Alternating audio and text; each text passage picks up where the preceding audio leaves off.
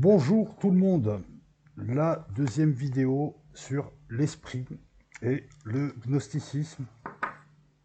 Avant toute chose, je n'ai peut-être pas assez précisé dans la première vidéo,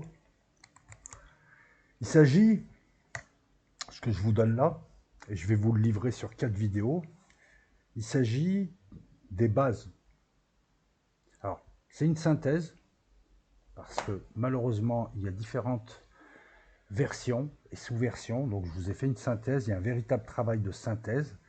Je me suis aussi appuyé sur les gnoses sérieuses, les gnoses valentiniennes, parce que le problème du gnosticisme, alors il y a déjà la gnose chrétienne, musulmane, juive d'un côté, la gnose dans les religions, parce que gnose veut dire savoir, et il y a le gnosticisme, qui est un courant spirituel, enfin un courant, non, un mouvement spirituel qui regroupe plein de courants hétéroclites.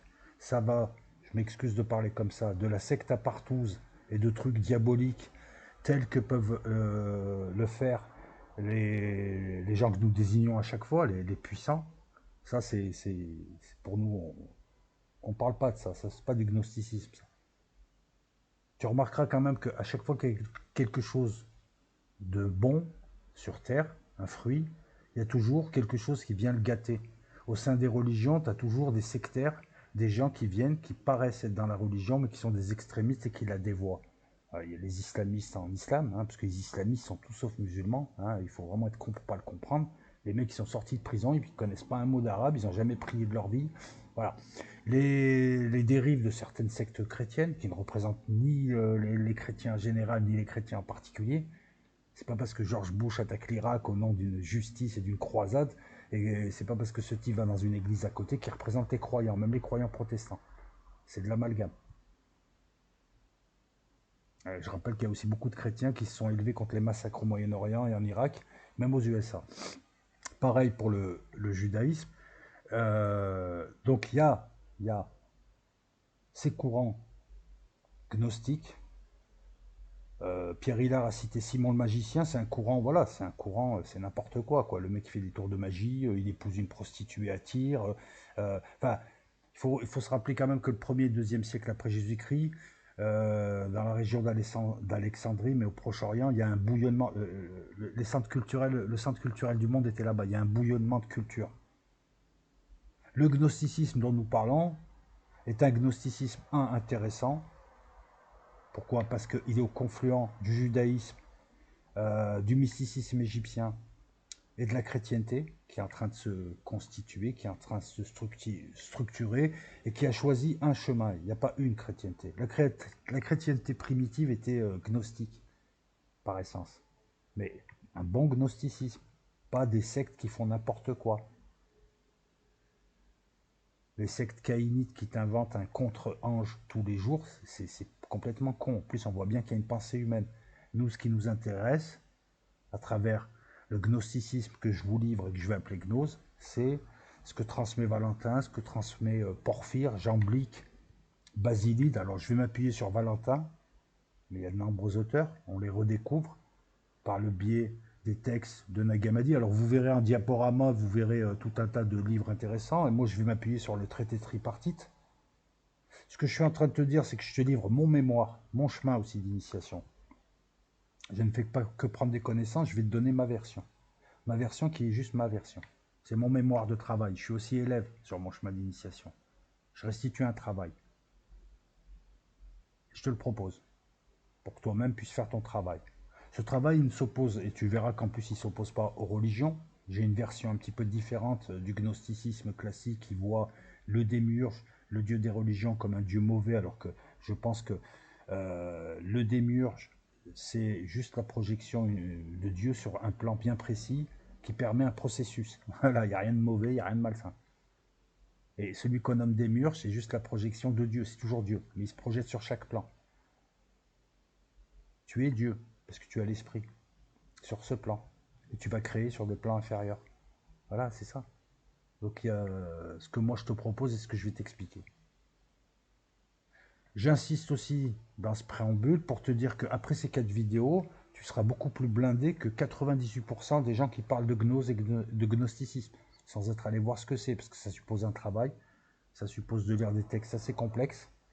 Malheureusement, je ne peux pas te proposer un travail plus en profondeur. Je ne maîtrise pas le grec ancien. Il aurait fallu justement le maîtriser pour mieux comprendre. Mais je vais quand même te donner certaines subtilités et tu vas voir que lorsque tu as ce bagage, parce que tu seras blindé au niveau savoir. Après, t'en fais ce que tu veux. Mais à travers ce savoir, tu auras de nouvelles grilles de lecture. Tu auras une profondeur d'analyse. Je ne vais pas aller loin, je vais te parler de Sophia. La comtesse de Ségur, les malheurs de Sophie, tu crois que c'est fait par hasard? Les malheurs de Sophie? Non, c'est une allusion aux souffrances de Sophia et d'Achamot. Je vais te montrer, tiens, regarde. Je vais, grâce à la magie d'OBS, je vais essayer de te le cadrer bien. Alors, je te fais ça vite fait, il y a d'autres textes, c'est pas grave. Ah, attends, c'est pas assez intéressant.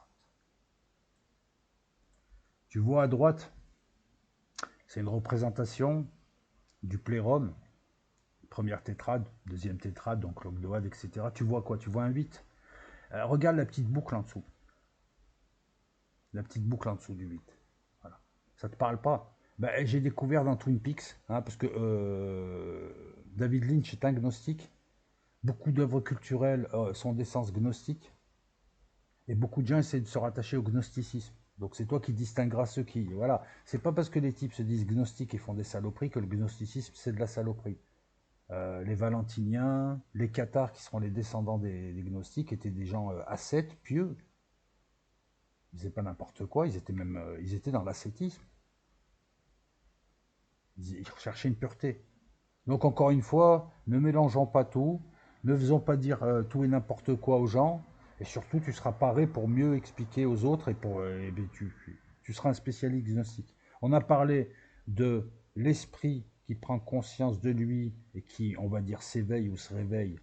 Hein, si tu te mets à penser, hein, ça n'indique pas forcément un sommeil, mais une non-activité puis une inactivité. Là, je vais te livrer mon travail personnel, on va poursuivre, il y aura 4 vidéos. La troisième, je te rassure, elle arrive dès lundi soir ou mardi plutôt. Traitera de Yao. Il y a le Dabaut, le fils entre guillemets du chaos qui n'est pas un chaos, puisque de l'un, on a le multiple. Tu ouvres le coffre, tu sors tous les jouets, il y a le bazar dans la chambre, mais tu le remets dans le coffre ensuite. Le coffre étant l'esprit premier. Donc on a parlé de ce qui est un processus, et c'est marrant, plus je travaille, plus je lis des textes, et plus je vois que les grands parlent de processus et parlent d'esprit, hein, ils ne parlent pas d'autre chose. Et là, on est dans le savoir ésotérique, le savoir que tu vas chercher, qui est dans toute religion, dans tout courant spirituel. C'est pas le savoir qu'on donne. Ça ne nous intéresse pas de le donner, ce savoir. Le but pour nous, il n'est pas de convertir les gens au gnosticisme, c'est pas une religion. Le but pour nous, il est plutôt une recherche de salut individuel dans une initiation et un chemin qui permettra à un moment donné un déclic.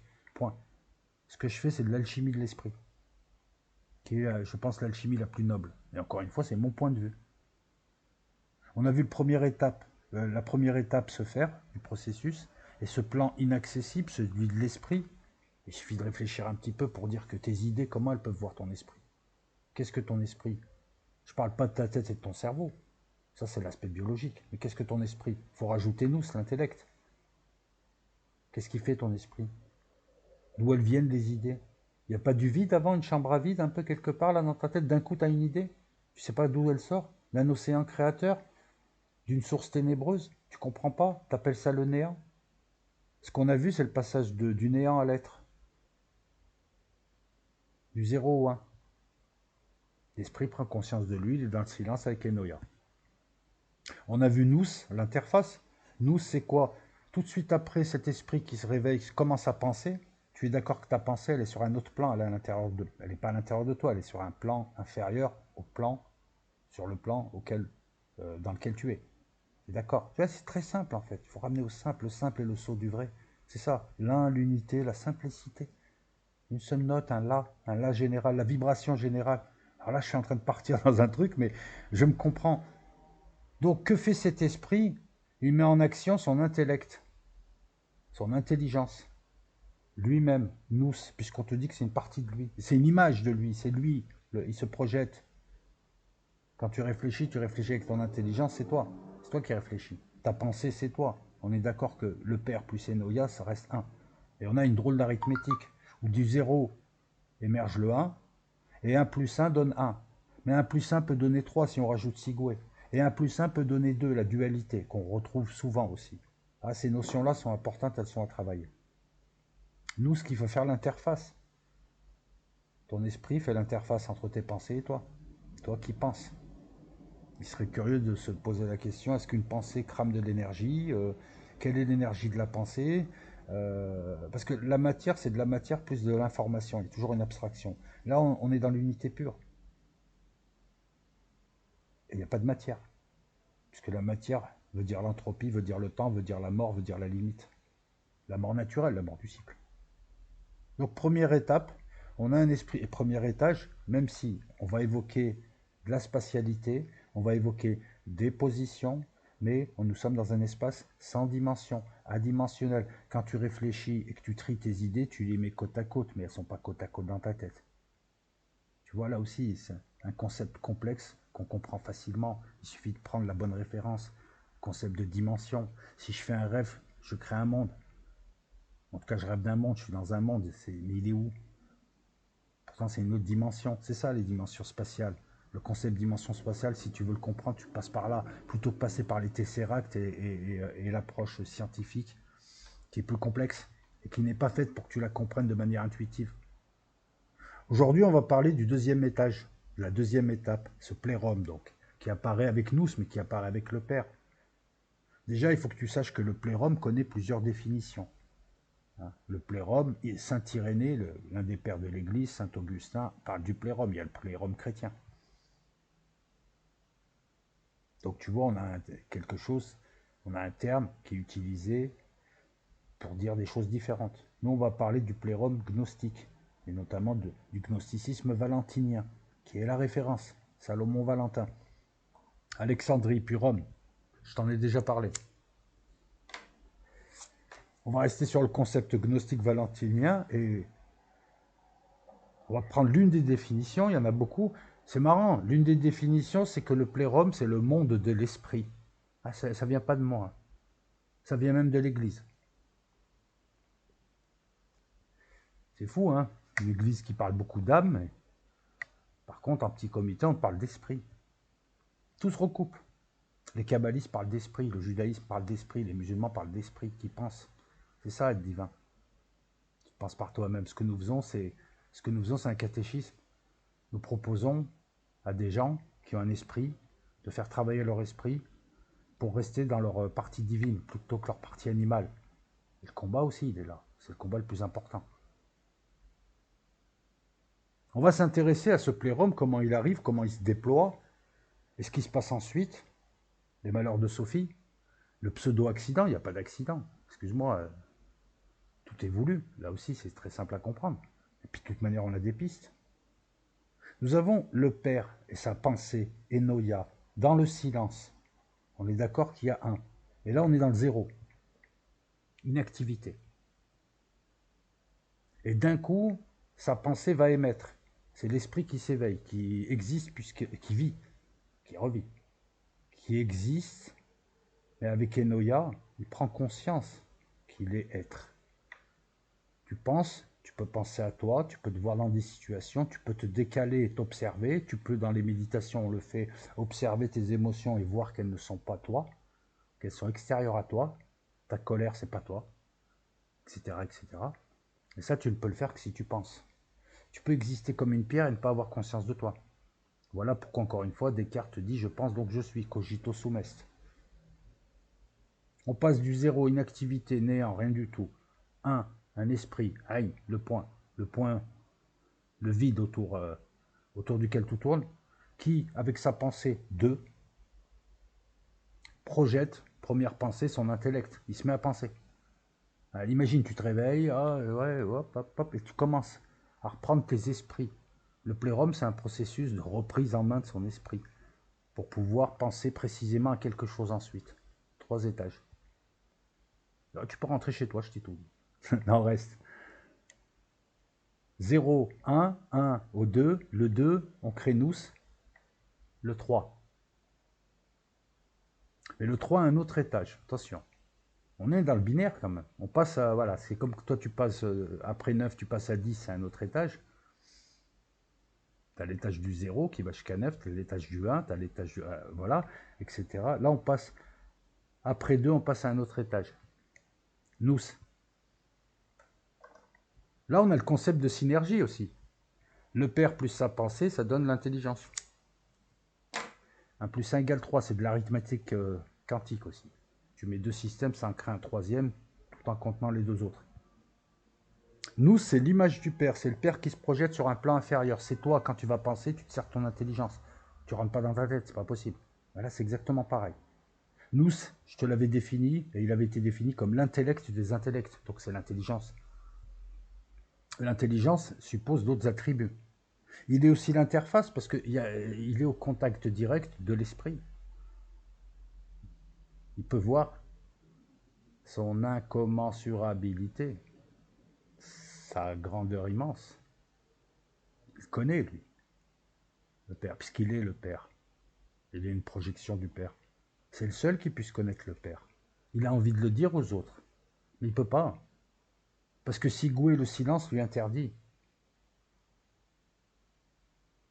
Ça, c'est intéressant. Hein. Comment est-ce qu'on pourrait retranscrire ça hein? Comment est-ce qu'on peut... Quelle est la métaphore la plus intuitive possible qui pourrait décrire ça? Sigoué lui interdit de donner la grandeur incommensurable et incompréhensible. Le silence l'empêche. Le silence, dans tout ce qui est ésotérisme, le silence donne la force. La révélation affaiblit. Le verbe fait naître le concept sur le plan où le verbe est exercé. On est d'accord? Quand on doit faire exister une idée ou quelque chose, on le fait par le verbe. Mais on ne révèle pas. Par contre, révéler quelque chose qu'on ne doit pas révéler, il y a des choses qui ne doivent pas être dites, comme le nom de Dieu, comme ton nom secret, qui est ton essence, qui est ton âme, quelque part, qui est la définition de l'esprit, l'individualisation de toi en tant qu'esprit. Il y a des choses qui ne doivent pas être dites, qui doivent rester dans le silence. Ce concept-là, tu peux le creuser, hein. Je ne fais que l'effleurer. Mais le non connu, de toute manière, c'est simple aussi. Regarde. On peut aussi le voir comme ça. Si tu connais la grandeur de Dieu, tu le limites. Il n'est plus infini. Il n'est plus illimité, il n'est plus omnipotent, il n'est plus dans les infinis divers, les différents infinis. L'infini spécial, c'est la grandeur, l'immensité. L'infini temporel, c'est l'éternité. L'infini de pouvoir, c'est l'omnipuissance. L'infini de l'intelligence, c'est l'omniscience. Et si tu le connais, tu le limites. Alors, il n'y a que lui qui puisse se limiter. À travers nous, à travers Yahoo, à travers toi. Il se limite. L'infini peut se limiter pour rentrer dans un monde limité, mais il reste toujours infini. Et il ne peut entrer dans ces mondes que limité. Donc il projette quelque chose, il projette un bout de lui. Ton esprit, c'est pas l'esprit premier, c'est une projection de l'esprit premier, tu es le fils de l'esprit premier, mais tu n'as pas le potentiel ni sa puissance, parce qu'il est tout. Il rêve tout ce que tu es. Et là où tu es. On a un principe mystique qui est intéressant, ce principe de silence, de ne pas parler, qu'on retrouve aussi dans certains monastères. Hein, alors je ne sais pas quel est l'ordre monastique qui impose la règle du silence à ces moines. Je ne veux pas dire de bêtises. Est-ce que les bénédictins ont fait vœu de silence total? Je ne sais pas. Mais je sais qu'il y a des moines qui ont fait vœu de silence et qui ne parlent pas. Ou quasiment pas. Je crois qu'ils ont 1 heure pour parler par jour, hormis les prières chantées. Et hormis les chœurs et les louanges faites à Dieu. D'ailleurs, je poursuis, hein, c'est un sujet dense. On parle de chapitre. Tu sais ce que c'est que le chapitre? Le chapitre, c'est au Moyen-Âge, dans le haut Moyen-Âge et le bas Moyen-Âge, c'est des clercs. Ça peut être des moines dans des abbayes, ça peut être dans les églises, avec des laïcs aussi, qui se regroupaient en chœur pour chanter les louanges de Dieu comme le font les éons. Avec le verbe, le chant porté par le verbe. C'est ce qu'on appelle le chapitre. Et ensuite, petit à petit, avec l'invention de l'imprimerie, tout ça, le chapitre est devenu une subdivision d'un livre. Ça, c'est pour ta culture personnelle. Il y a une force dans le verbe et il y a une force dans le non-verbe, le silence. Revenons à ce plérum. Passer du 0 au 1, puis au 2. Là, on va oublier le 3, la filiation. Je voulais juste te montrer une nouvelle trinité. Tu peux retrouver, il y a des gens qui cherchent Charlie, il y a des gens qui cherchent les trinités. Elles sont diverses et c'est important. Hein. Celles que je t'ai évoquées la dernière fois ne sont pas les seules. Donc, du 0 au 1 au 2, on passe à des paires, dualités, des vrais paires. Dans Johann Isaofull, je t'ai montré, je t'ai parlé de paires supplémentaires et non pas complémentaires, et que c'était ça l'inversion accusatoire. Mettre deux hommes ou deux femmes ou deux choses qui ne font que du supplément, il n'y a pas de complément. Ce n'est pas une critique, c'est un constat. Voilà, là, on parle ésotérisme, donc on va pas tourner autour du pot. N'empêche personne d'être supplémentaire. Mais la véritable dualité, elle est complémentaire. La véritable dualité, elle apparaît au plérum avec un principe mâle et un principe femelle à égalité. L'un a besoin de l'autre pour pouvoir émaner un néon, Léon qui vient, EON, pour pouvoir émaner tout court. Il faut les deux. Là, on a le concept d'équilibre. On a le concept de complémentarité, on a le concept du 1 plus 1 égale 3. Si tu n'en as qu'un seul, il ne fera pas 0,5. Si tu es tout seul, tu ne vas pas faire un demi-enfant. Si tu applaudis d'une main, tu n'applaudis pas. Il faut les deux mains. Hein, imagine-toi en train d'applaudir d'une main. Hein, c'est un koan, ça. C'est une question qui te sert à travailler ton esprit. Ce qu'on appelle des koans. K-O-A-N. Je l'avais déjà évoqué. On a nous, on a Aletheia. Nous, c'est l'intelligence. Aletheia, c'est la vérité. Mais pas la vérité, je viens vous apporter la vérité. Non, c'est l'exactitude, la justesse, le vrai. Si ton intelligence n'est pas juste, ne sort pas des choses justes, elle ne sert à rien. Aletheia complète nous, une intelligence qui sort des choses intelligentes. L'intellect, nous, processus de pensée, l'intelligence en général. D'un côté, et la vérité, la justesse de l'autre. Ça, c'est la première si, zi, j, paire. Un principe mâle, un principe femelle. Le principe mâle apparaît en premier, le principe femelle apparaît en second. Ça ne crée pas de hiérarchie, ils sont à égalité. Le père, Enoia, nous, Aletheia, nous avons 4 premiers éons. Hein, Léon du père, Léon parfait, il est là. Et même s'il y a, c'est marrant, c'est sur deux plans différents, mais c'est ce qu'on appelle la première tétrade. Nous et Aletheia ensemble, qu'est-ce qu'ils font? Ben, ils émanent. Émaner. On ne dit pas ils enfantent. L'Église parle de fruits, les gnostiques parlent d'émanation et de pensée. Parce que sur le plan le plus haut, on veut. Ensuite, on pense. Et ensuite seulement, il y a le verbe et la vibration qui donnent notre monde. C'est marrant parce que la théorie des corps décrit ça très bien. Même si ce n'est pas une théorie qui est validée, parce que voilà. Nous, c'est Aletheia, ben, ils vont émettre, ils vont émaner. Émaner, c'est un processus. On parle de condensation. Une pensée, elle t'imprègne. Dieu, quand il te parle, il ne parle pas. Il t'imprègne. Il y a une pensée qui t'imprègne. Enfin, l'esprit premier. Quand il ne te parle pas. Il y a une imprégnation.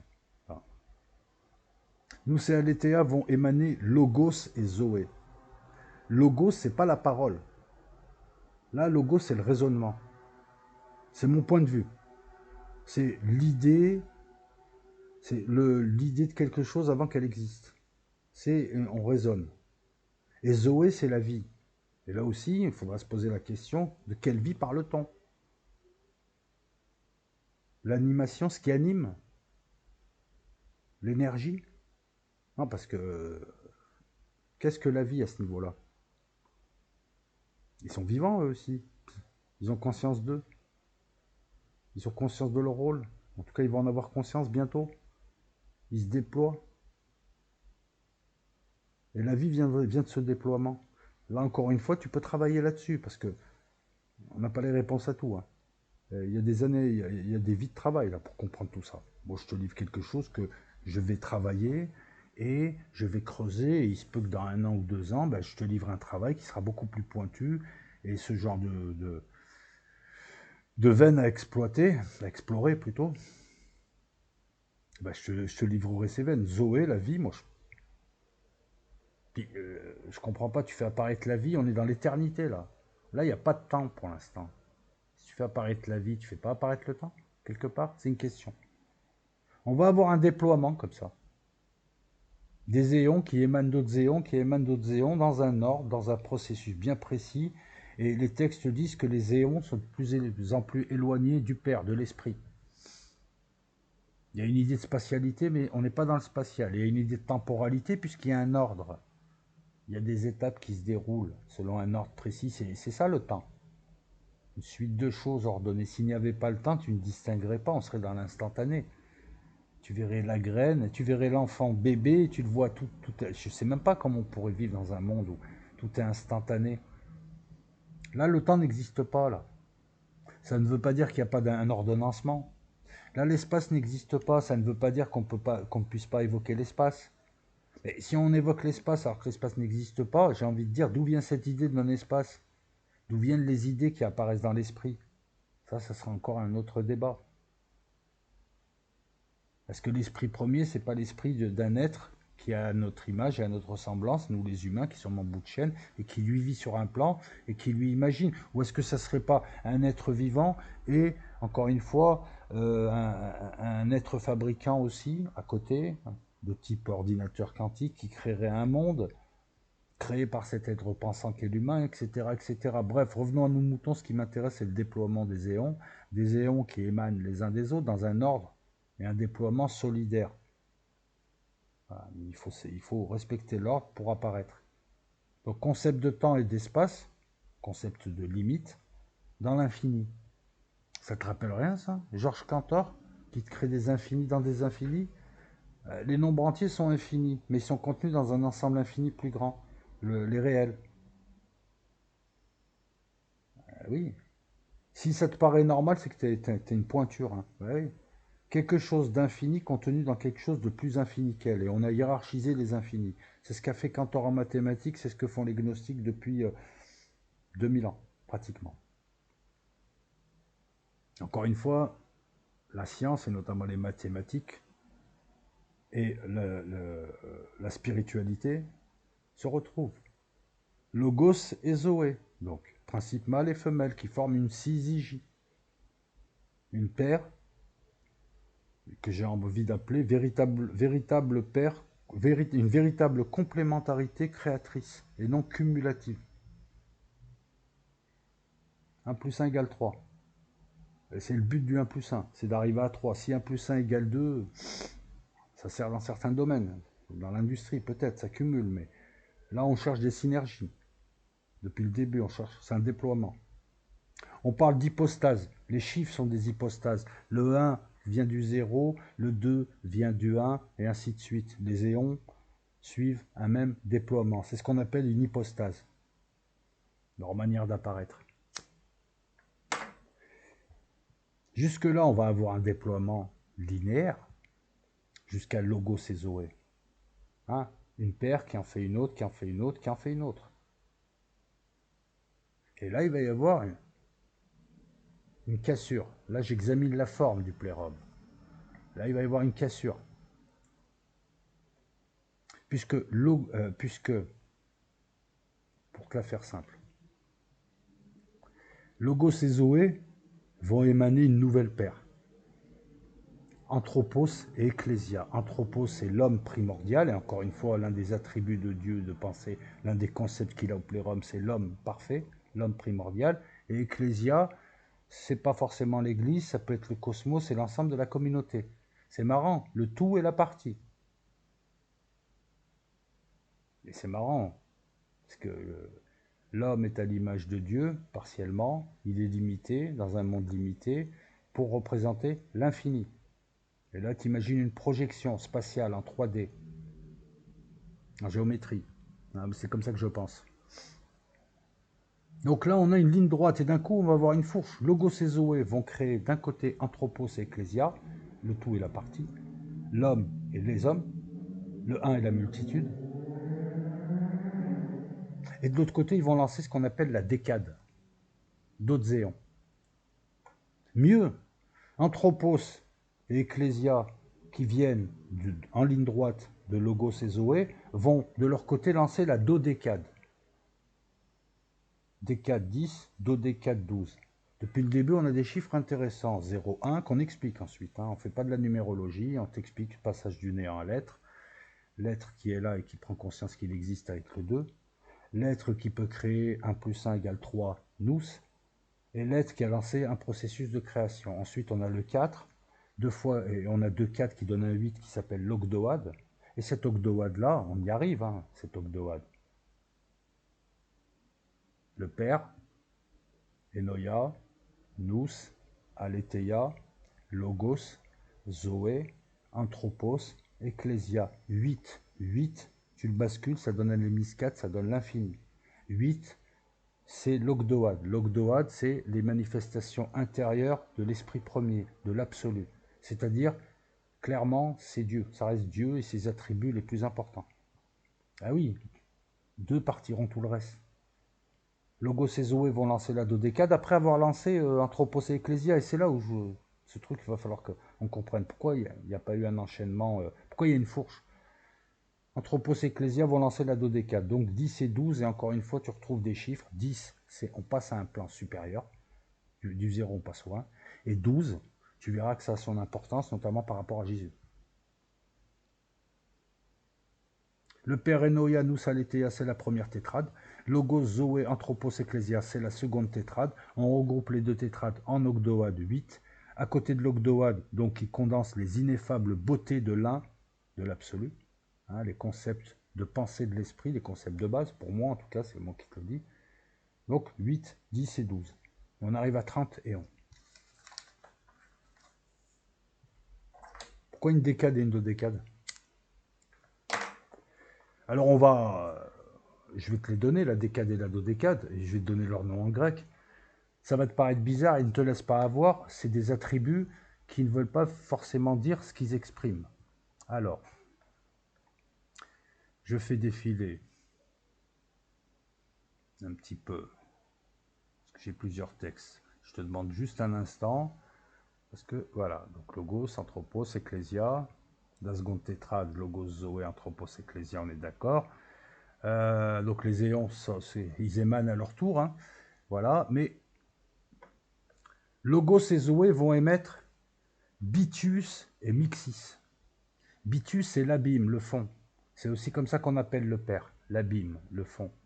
Et ça peut être aussi le mélange.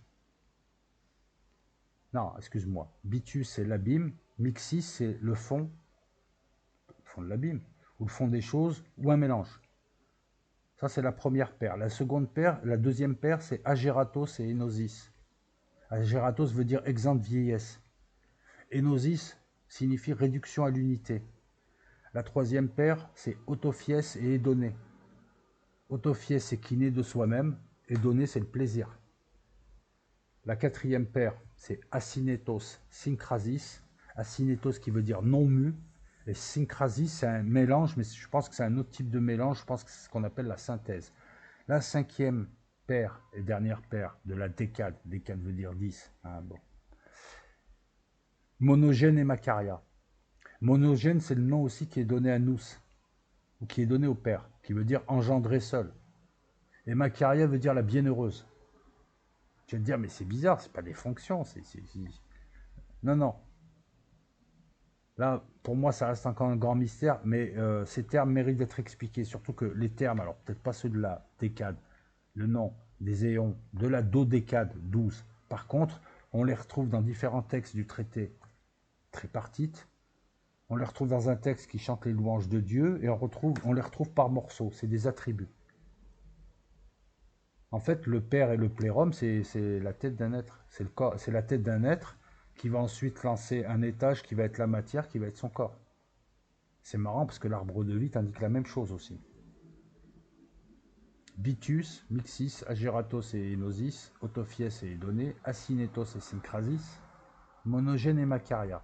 Ça, c'est la décade qui suit l'ogdoad. On est à 18. Mais on a vu que lorsque Logos et Zoé ont émané Anthropos et Ecclesia pour ensuite lancer la décade, Anthropos et Ecclesia, eux, ne se sont pas arrêtés là, et ils ont lancé aussi leur lignée, la dodécade. La dodécade, 12. Et on fait aussi un rapport entre le déploiement du plérum et la vie de Jésus. On se demande même d'ailleurs si c'est pas l'éveil de l'homme, de Jésus, Jésus terrestre. à travers ces processus. Nous avons 6 syzygies, 6 paires de la dodécade, 12. Et le rapport avec Jésus, c'est que Jésus est passé à 12 ans devant les docteurs de la loi qui ont constaté qu'il avait une grande science. Naturellement, ils étaient surpris. Anthropos et Ecclésia vont émaner et projeter. Donc émaner, c'est intéressant comme terme, émaner, une émanation. Ah, ça peut aider. Hein. Et projeter, mais ce qui aurait aidé, c'est d'avoir le terme en grec ancien. Donc nous avons Paraklutos et Pistis, Patrikos et Elpis, Métrikos et Agapé, Aenus et Sunesis, Ecclésiastos et Macarides, et enfin la dernière paire, très importante, Télétos qui veut dire la volonté, Sophia qui veut dire à la fois la connaissance, la lascivité et la sagesse. Et je m'interroge encore une fois sur le lien entre la lascivité, la connaissance qui n'est pas le savoir, et la sagesse. La réunion de l'ogdoade, de la décade et de la dodécade, manifestée par degrés successifs et descendant de l'absolu, constitue donc cette plénitude, ce monde de l'esprit, le plérum.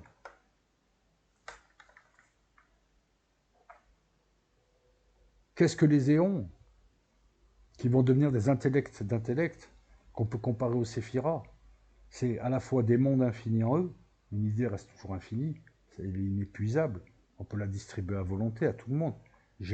On se rend compte, on discute, je viens avec une idée, tu viens avec une idée, on va repartir chacun avec 2 idées. Et on serait 1 million, ben l'idée on la distribue. Tu vois un petit peu, tu peux pas distribuer 1 million de petits pains si tu en as 2. Si tu en as un, ben par contre si tu as une idée, tu peux la distribuer à tout le monde. Voilà la différence aussi. Donc on peut les voir comme des mondes, on peut les voir comme des pensées, comme des concepts, comme des attributs. Alors il y a d'autres concepts en dessous, il y a des concepts élémentaires, des attributs divins. Plérum, ça veut dire plein. Unité. On a un seul corps là. On a un processus qui fait naître quelque chose. C'est unique. Et tout est en lui. Même notre monde, notre cosmos qui serait à créer. Regarde encore une fois, hein, c'est marrant, ce 8 avec le petit 8 là, tu le retrouves dans Twin Peaks. Même moi, je ne savais pas ce que c'était, je l'ai découvert en faisant la vidéo. Je me suis dit, tiens, c'est le 8 qu'on voit dans Twin Peaks. Et la petite boucle en bas, c'est notre monde. C'est une émanation d'émanation. Ce plérum, cet esprit, qui a pris conscience de lui, qui s'est réveillé pleinement, et qui peut commencer maintenant à penser, mais non pas, voilà, c'est maintenant qu'il pourra penser. Après avoir repris ses esprits, ben, il faut qu'il y ait une harmonie dans ta tête. L'équilibre, qu'on retrouve en thermodynamique. Le math des Égyptiens. La mesure, ça c'est un concept primordial. C'est ça, l'harmonie. Vibrer à l'unisson, il faut que les éons fassent ce qu'ils ont à faire, vibrer à la gloire du Père et à sa grandeur à l'unisson. En gros, que ton esprit soit en éveil, soit en alerte. C'est comme ça que je le traduis. Je rappelle que l'ogdoade, les éons de l'ogdoade sont quand même supérieurs aux éons de la décade et de la dodécade. En tout cas, dans l'ordre donné. Ces éons, c'est des émanations, des condensations. C'est ça la pensée, la véritable pensée. Ensuite, tu l'exprimes. En géologie, on parle d'éon, glaciaire. Éon veut dire éternel.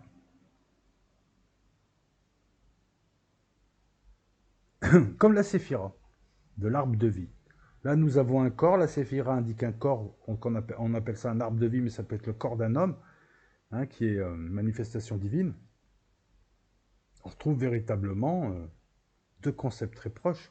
Et la séphira est censée, à elle seule, être un monde infini où elle contiendrait, elle aussi, l'arbre de vie à l'intérieur d'elle, chaque séphira. Chaque séphira. Et là, on a le concept d'autosimilarité, la même organisation à différentes échelles, et le concept de fractalité, concept mathématique qui convient aussi d'étudier indépendamment de ce qu'on dit. Va étudier ce que c'est que la fractalité, tu comprendras mieux. Et qui dit fractalité À chaque échelle, tu retrouves la même chose, dit forcément une création de quelqu'un, avec un grand U. Les éons, tu peux les considérer comme des archétypes, des attributs divins, des créatures, des purs esprits, qui eux-mêmes peuvent enfanter. Certes, ils vont enfanter des éons moins importants que ceux enfantés par l'esprit. Lui, il va lancer nous. Le Père lance nous et se retire. Il laisse faire nous. C'est nous qui intervient. C'est lui le Père maintenant. Nous, monogène. Je viens t'expliquer donc l'apparition de l'éveil du Père et le déploiement du plérum qui s'ensuit est un processus de restauration pleine d'un esprit qui sera apte à réfléchir ensuite et à penser de manière précise sur des sujets bien précis. Et ça, on le retrouve avec la concentration de Ein en Ein Sof, qui devient un point autour duquel il y a des cercles, qui se met à se concentrer, donc à penser. Et il va penser le monde et l'arbre de vie et le cheminement de pensée qui créera le monde. Là, c'est pareil. Et ça, on le verra plus tard. Avec le plérum, l'esprit retrouve ses esprits, j'ai envie de te dire. C'est 2 mois, après un processus. Alors certains voient le plérum comme un chemin de connaissance vers Dieu. Non, c'est les attributs d'un esprit qui retrouve pleine possession de ses moyens. Mais moi j'ai une question, et on reviendra dessus. Si les humains pneumatiques, les petites étincelles qui sont tombées, qui ont été créées mais qui ont été divinisées, c'est plutôt comme ça. Contrairement au judaïsme qui dit qu'il y a eu un accident et ces étincelles sont tombées, les gnostiques parlent plutôt d'une création mixte, un démiurge qui crée l'homme et une Hachamot ou une Sophia ou Nous qui viennent le diviniser. Mais cet humain pneumatique qui va se réveiller grâce à la gnose et au savoir dont il va faire connaissance, qui va provoquer un déclic en lui, à l'intérieur de lui, dans son cœur. Et là, on retrouve la notion de cœur sacré, de cœur, d'amour, mais amour spirituel et d'esprit. On ne parle pas d'amour, j'aime bien quelqu'un, ou j'aime bien passer du temps avec quelqu'un, ou on ne parle pas d'amour physique, là. On parle d'autre chose, un concept qui est utilisé, qui n'est pas compris. Ça aussi, un jour, il faudra qu'on en parle.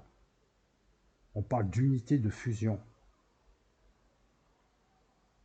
Donc, lorsque nous aurions fusionné, nous fusionnerons avec l'esprit premier, en fait, on revient dans cet océan de mer, on n'existera plus. Parce qu'on ne va pas remonter en tant qu'éon. Et on reviendra à l'unité. On n'existera plus tout en vibrant là, dans une éternité instantanée. C'est ça le vrai paradis. C'est ça ou alors le néant, tu n'existes plus, tu souffres plus parce que tu n'existes plus. Il n'y a plus rien qui existe. Ou alors tu reviens et tu refais des vies. Voilà les 3 possibilités. Je te le dis. Maintenant, je vais te parler franco. Les paradis décrits par les religions sont des paradis décrits et inventés par des humains. Hein, parce que dès que tu poses un peu trop de questions, les gars ils sont paumés. Et quand tu regardes les concepts qu'ils proposent, c'est des concepts humains. Je veux dire, priver des gens sur Terre pour leur donner la même chose au-dessus. Non. On te dit que sur Terre, il y a plein de choses qui sont toxiques, on va dire, et qui te maintiennent en bas et qui t'empêchent de te libérer, de remonter et de te libérer de ce jeu. C'est pas pour aller à un endroit où... Voilà. Paradis des récompenses, non. C'est complètement con, en fait. Parce que si tu vas remonter en tant que pensée, penser de pensée, tout ceci, t'en as rien à foutre. Mais non, mais je veux dire, tu es plus dans le matériel. Tu veux te libérer de la matérialité. Donc tu vois bien que les concepts qu'on propose... Alors attention, c'est une critique. Non, c'est pas une critique des religions. C'est qu'au Moyen-Âge ou à l'époque du djihad, si tu voulais embringuer des gens, et si tu voulais les attirer, si tu voulais les éduquer, si tu voulais faire passer le message de Dieu, tu as des petites parties comme ça, bon, c'est très bien que voilà, quoi. Ça a été rajouté pour plaire, comme on a simplifié dans le christianisme, diable, Lucifer et Satan, comme on a fait. C'est pas fait forcément. C'est fait. C'est l'aspect marketing des religions pour toucher le plus grand nombre. Sachant que les religieux te disent oui, mais vaut mieux qu'ils aient une idée de Dieu comme ça, comme les élèves peuvent avoir une idée de l'atome avec un système planétaire.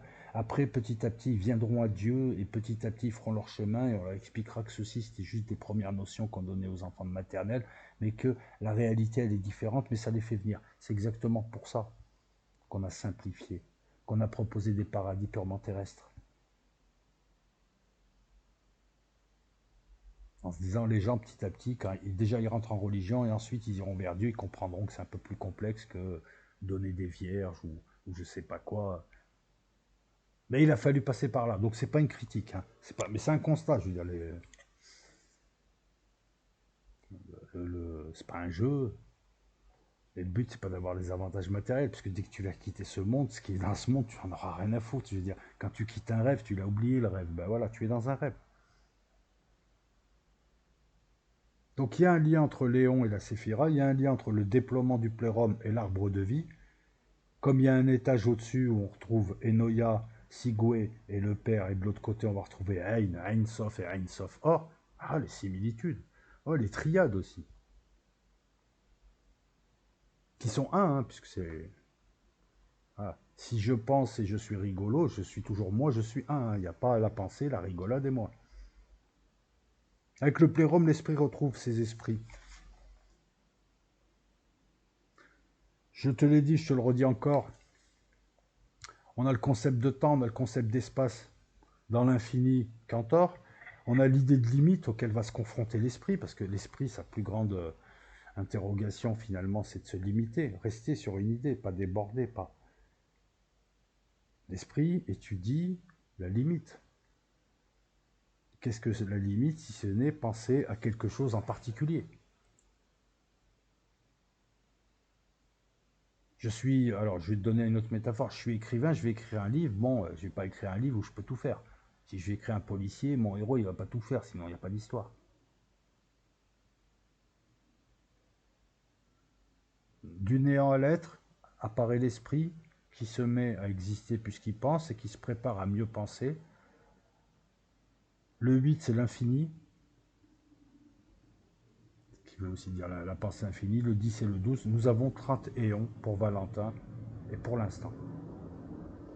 Pour Basilide, par contre, nous sommes à 325 éons. Voilà. Après, on a eu une multiplication des anges, j'ai envie de dire, ou des archanges, parce qu'au plérum, tu es un archange. Ça rappelle les cœurs vibrant la gloire de Dieu, les archanges autour de Dieu qui vibrent sa grandeur. On retrouve ça chez les chrétiens, ça rappelle tout un tas de choses. Et ces 30 éons valentiniens, on va les lier à la vie de Jésus, qui a mis 30 ans pour agir, les 30 éons, qui à 12 ans était devant les docteurs de la loi qui espéraient les piéger. Ça rappelle la dodécade. Qu'est-ce que je pourrais te dire de plus? Traité tripartite, on en a parlé. C'est là où tu vas retrouver les textes qui citent par morceaux la dodécade, en chantant les louanges et la gloire de l'esprit premier et des dons attribués à Dieu, on va retrouver la dodécade. Maintenant, j'ai toujours pas l'explication pourquoi deux gens, pourquoi deux groupes, pourquoi une décade et une dodécade. Revenons maintenant aux éons. Ils vont émaner dans un ordre. Ce qui veut dire que plus il y a d'émanations, ils émanent les uns des autres, c'est une hypostase. Le premier nous, il est collé au père, hein, donc il est collé au plan au-dessus, il fait interface, mais les autres, plus il y a des émanations, plus ils s'éloignent. Alors, ils ne s'éloignent pas en distance, comme semblent suggérer les mots. Ils s'éloignent en connaissance du père. Ils sont pensés de pensée. Léon, je ne sais pas, Mixis, peut-être pas Mixis, non, mais Télétos, la volonté, le 29e, il est très très loin en ordre du père. C'est Léon, de Léon, de Léon, de Léon, de Léon, de Léon, de Léon, de Léon, et ainsi de suite. Et là, je te demande de bien m'écouter, je vais essayer moi aussi d'être clair. Et je vais me demander d'être clair.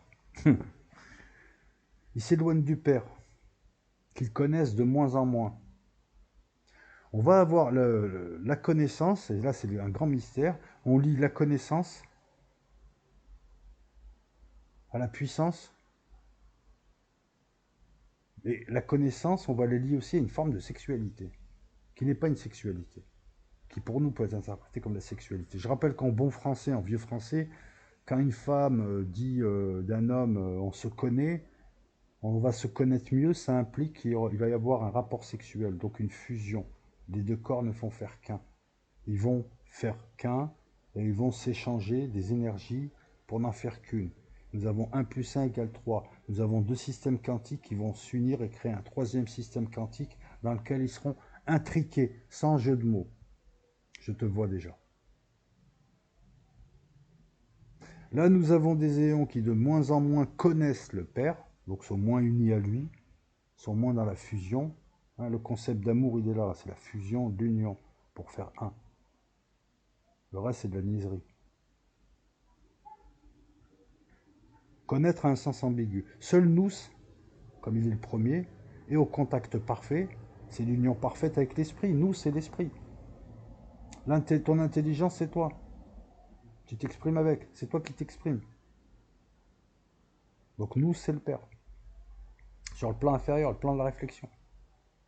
Il est à son image, il est sa projection, il est son intellect, il est lui, sur un plan inférieur.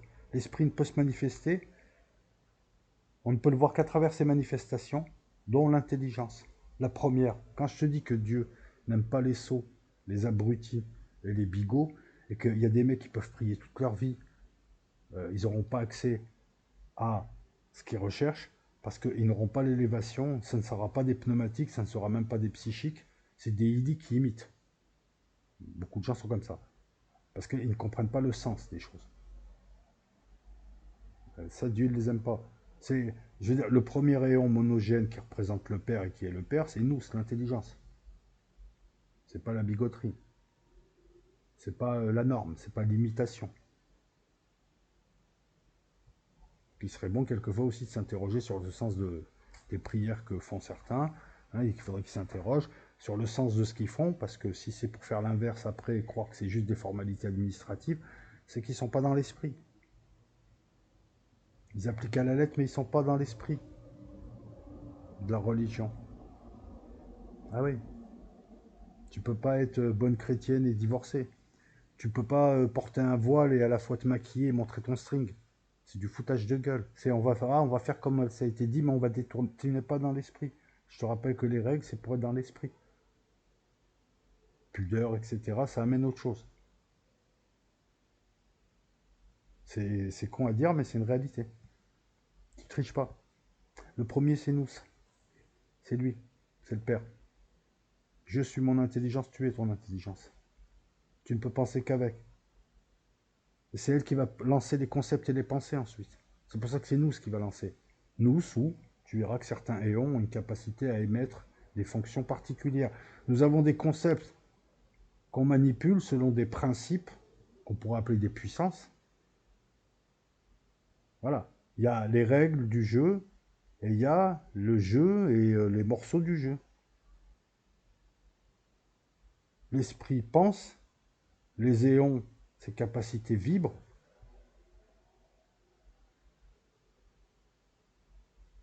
Son esprit est en alerte, il est en éveil. Les éons, ses capacités, donc, chantent les louanges, c'est-à-dire en gros, sont actifs, sont là, et il est prêt à s'exprimer, cet esprit vibrionnant. L'étage du dessus, il pense, l'étage du dessous, il vibre. Il vibre selon une note précise, on va en parler. On se rapproche de la matière. Hein. La matière qui n'est ni plus ni moins que Aor densifié. Dans l'arbre de vie, les séphiras, le contenant, c'est de la lumière dense. Le contenu, c'est de la lumière pure, Aor. Et plus ça se densifie, plus ça descend, plus ça se densifie. Et à la fin, la densification est telle que c'est de la matière. La mécanique quantique, la relativité et la physique ont montré les liens entre l'énergie et la matière, entre la lumière et la matière aussi. Hein. Il y a des ponts. Qu'est-ce que la matière? À certaines échelles, la matière, c'est de l'énergie. La matière quantique. E égale mc2, ça veut dire que de l'énergie peut naître la matière et de la matière peut naître de l'énergie. Ça va dans les deux sens. Je rappelle que tu prends 400 kg d'uranium, 235 je crois, tu fais péter, il y a une immense énergie qui se crée de manière disproportionnée puisqu'on aura fissionné l'atome, mais à l'inverse, tu prends des particules que tu lances à très très grande énergie jusqu'à atteindre presque la vitesse de la lumière et tu les fais se collisionner entre elles, il y a apparition de nouvelles matières. C'est pas, oh, tout est en mille morceaux. Ouais, c'est quand on pèse, il y a plus de matière qu'avant. L'énergie qui est une propriété, comme dit Klein, devient de la matière, devient un être. Alors, lui, il utilise un exemple intéressant. Une tour Eiffel qui fait 300 mètres, le 300 mètres devient un monument. Ça n'a pas de sens, mais c'est ce qui se passe au niveau quantique. C'est un autre monde avec d'autres règles. C'est pas un système de petits trucs qui tournent autour de planètes. Il n'y a pas de trajectoire, il n'y a pas de position. Je pense qu'on aura encore l'occasion d'en reparler. Pour l'instant, je veux me recentrer sur ce thème qui est dense. Parce qu'on est à 1 heure et j'ai quasiment pas fait la moitié de ce que je voulais. Les éons, EONS, veulent glorifier le Père, ils sont là. Ils vibrent à l'unisson. Là, c'est terrible. Hein. Tu vas comprendre. Ils connaissent ni l'essence du Père, ni sa nature. Et là, pourquoi parler à la fois d'essence et de nature? Je pensais que c'était la même chose. Son essence, c'est sa nature. Pourquoi distinguer les deux? L'essence du Père et sa nature. Sa nature, c'est ce qu'il fait. Qu'est-ce qu'il est? Il est vide, il est abîme, il est quoi? Ils ne savent pas. Son essence, c'est quoi? Ce serait pas ce qu'il doit faire? Donc penser et créer, par essence? En tout cas, plus des éons, plus il y a d'éons, plus ils en émanent, plus ils sont éloignés de cette connaissance, et plus ils en souffrent. Et nous, ne peut rien dire. Nous, ce qui est le principal. Parce qu'il est le fils du Père et d'Enoïa. Nous, il ne peut rien dire. Nous, ça aimerait raconter, chanter les louanges du Père et donner sa grandeur et son incommensurabilité. En gros, donner de l'information sur... nous, c'est l'interface entre ton esprit qui pense et le cerveau et la matière qui l'entoure, quelque part. C'est le point de départ de toutes les pensées. Nous, c'est le système d'exploitation qui est au contact avec le processeur. Le processeur, il est physique. Le système d'exploitation qui fait tourner l'ordinateur, c'est quelque chose d'abstrait, c'est des informations. Oui, tu peux tenir un système d'exploitation. Non, tu peux tenir ce qui contient le système d'exploitation. C'est un ensemble d'informations. Bref. Tu sais pourquoi j'insiste là-dessus? Parce que c'est là où tu retrouves, c'est là où la phrase «Nul ne peut connaître le Père sans passer par le Fils», dite par Jésus, prend tout son sens. Nul ne peut connaître l'absolu sans passer par nous. Nous, on dit de Jésus qu'il est à la fois Dieu et Fils de Dieu. Nous, il est à la fois l'Esprit et le Fils de l'Esprit. Et grâce à, pas spécialement à mes vidéos, mais à des vidéos gnostiques, grâce à ces thèmes, tu vas retrouver tout un tas de déclarations, tout un tas de phrases, tout un tas de choses, de concepts que tu ne comprenais pas vraiment. Hein, comme Descartes, hein, je pense donc je suis, tu comprends mieux maintenant la puissance de ce qu'il a voulu dire. Ben là, lorsque Jésus dit que nul ne peut connaître le Père sans passer par le Fils, aucun néant ne peut connaître l'Esprit, qui est sur un plan au-dessus, donc il est inaccessible, il est incompréhensible. Nul ne peut le connaître sans passer par nous. Hein, c'est un petit peu comme la phrase distinguer le bon grain de livret. Il y a des profondeurs énormes dans ces choses, dans ces phrases, dans ces déclarations, dans ces appels-les comme tu veux. Il y a une putain de profondeur. Et en fait, plus tu as du bagage, plus tu comprends la profondeur. Tu vois, plus tu es intelligent, plus tu te rends compte que le type qui te parle, il est super intelligent. Je parle pas de moi, je parle en général.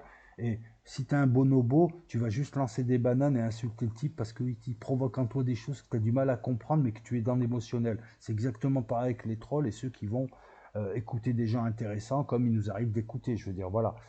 Il y a la différence entre ceux qui sont dans l'émotion, qui n'ont pas d'esprit, ou qui n'en veulent pas ou qui ne peuvent pas, et ceux qui ont un esprit. Plus tu as un bagage, plus tu t'aperçois que Matrix, c'est pas un film de karaté. Plus tu as du bagage, plus tu t'aperçois que Jésus, c'est pas qu'une simple affaire de religion, il y a quelque chose derrière. Qu'on a affaire à des concepts transversaux et qu'il y a forcément l'existence de quelque chose qui a été interprété, certains l'ont interprété en parlant de Jésus, etc., etc., mais ils sont tous dans la vérité, une vérité fragmentaire. Voilà pourquoi aussi j'insiste, je ne suis pas en opposition là avec qui que ce soit. J'essaie d'être un complément. Il y aura du supplément à enlever. Ils tendent vers le Père, les éons, sans pouvoir l'atteindre. C'est un horizon. Concept intéressant. Et ceci, quand on te montre des choses que tu ne peux pas avoir, quand tu es vilain et pas un rond et tu peux pas choper de belles meufs, et tu vois des meufs à longueur de journée à moitié à poil, quand tu es, t'as faim et tu vois de la bouffe à longueur de journée, quand tu crées un différentiel entre l'attente et... là, il y a un différentiel entre leur attente et l'ignorance. Tu crées un différentiel. De ce différentiel peut naître la frustration qui est une énergie, une forme d'énergie. Les mecs, ils vont agresser, ils deviennent délinquants, ce qu'on ne leur donne pas, ils vont le chercher, ils forment des mafias, des mecs qui sont lourdingues avec les nanas, etc. Soit, ça crée une énergie que tu peux canaliser différemment. Et encore une fois, si les éons ne savent rien du Père, c'est parce que révéler des choses du Père limiterait le Père, tout simplement. Ça crée un différentiel. Là, on a un différentiel entre leur attente, leur amour du Père, le désir de fusionner, d'être lui, ce qu'ils sont, et leur ignorance. Et le différentiel de potentiel là, il n'est pas sadique. C'est pour qu'ils puissent vibrer et chanter les louanges du Père. Ils vont le chercher sans jamais l'atteindre. Donc tu vas avancer. Tu as toujours un horizon qui te permet d'avancer et qui permet d'évoluer. On crée une énergie, on crée un mouvement, on crée leur impossibilité à connaître le Père les rend ignorants. Je te rappelle que le principe là, c'est si t'es ignorant ou un peu con et tu veux pas comprendre, t'as pas ta place. Je te le dis vite fait trivialement. Ignorant et dans la langueur. Ils sont dans la langueur. Qu'est-ce qu'une langueur? Une langueur, ça peut être une mélancolie douce et rêveuse. Voilà. Le mec, il est là, il pense à, je sais pas, un paysage où il est là, avec les gens qu'il aime bien. Il rêve, il est tout mou. Mais c'est aussi un état où les forces d'un malade diminuent lentement. On parle d'énergie, là. On parle de leur énergie vibratoire. Et on parle d'éons qui, plus ils sont éloignés, moins ils sont puissants énergétiquement. Moi, je le comprends comme ça. Et c'est voulu. C'est voulu. Mais on fait un lien avec la connaissance. Moins ils connaissent le Père, moins ils sont puissants. C'est quoi? C'est un schéma électronique qu'on décrit? Là, encore une fois, tu as une mine de concepts. Je mets le doigt dessus, je passe, parce que je ne vais pas rester 1 an sur ça, mais je pourrais rester 10 ans sur ça. Et je vais travailler sur ça. Avec le Père Enoya et le silence Sigoué, on a une trinité statique. Avec le Père Enoya et nous, on a une trinité synergique. 1 plus 1 égale 3. Alors que l'autre côté, c'est 1 plus 1 plus 1 égale 3. Voilà. Là, c'est 1 plus 1 égale 3. Nous, c'est en 3. C'est-à-dire, nous, c'est en le 1 du Père, le 2 d'Enoya, et il est lui-même. Va voir ce qu'est l'intrication de deux systèmes quantiques. En un système, tu verras que les deux systèmes existent encore. Et ils sont intriqués mathématiquement. Je rappelle que l'intrication qui est constatée, on la constate d'abord mathématiquement. Cette ignorance et cette langueur deviennent jusqu'à en devenir une souffrance. Et là, tu souffres. On est dans un monde éternel où il y a du temps, du spatial. Et là, tu souffres. Parce que tu ne connais pas le Père. Donc, tu es moins énergétique. Et moi, je ne comprends pas le lien entre la connaissance, la souffrance, l'énergie, et éventuellement la sexualité plus tard, on va le voir. Donc plus ils sont éloignés, moins ils sont puissants, plus ils souffrent. Le savoir est un pouvoir, c'est ce qui se dit, mais là on parle de connaissance, quoi qu'on parle de savoir aussi. Non, de connaissance, c'est-à-dire un savoir qui a du sens. On parle d'énergie, on parle de souffrance. Le fait de savoir leur permet de... C'est une piste à creuser. Spiritualité, science et ontologie. Hein. Science parce qu'on parle d'énergie, on parle de vibration, on parle de choses qui ont une existence scientifique et mathématique. Hein.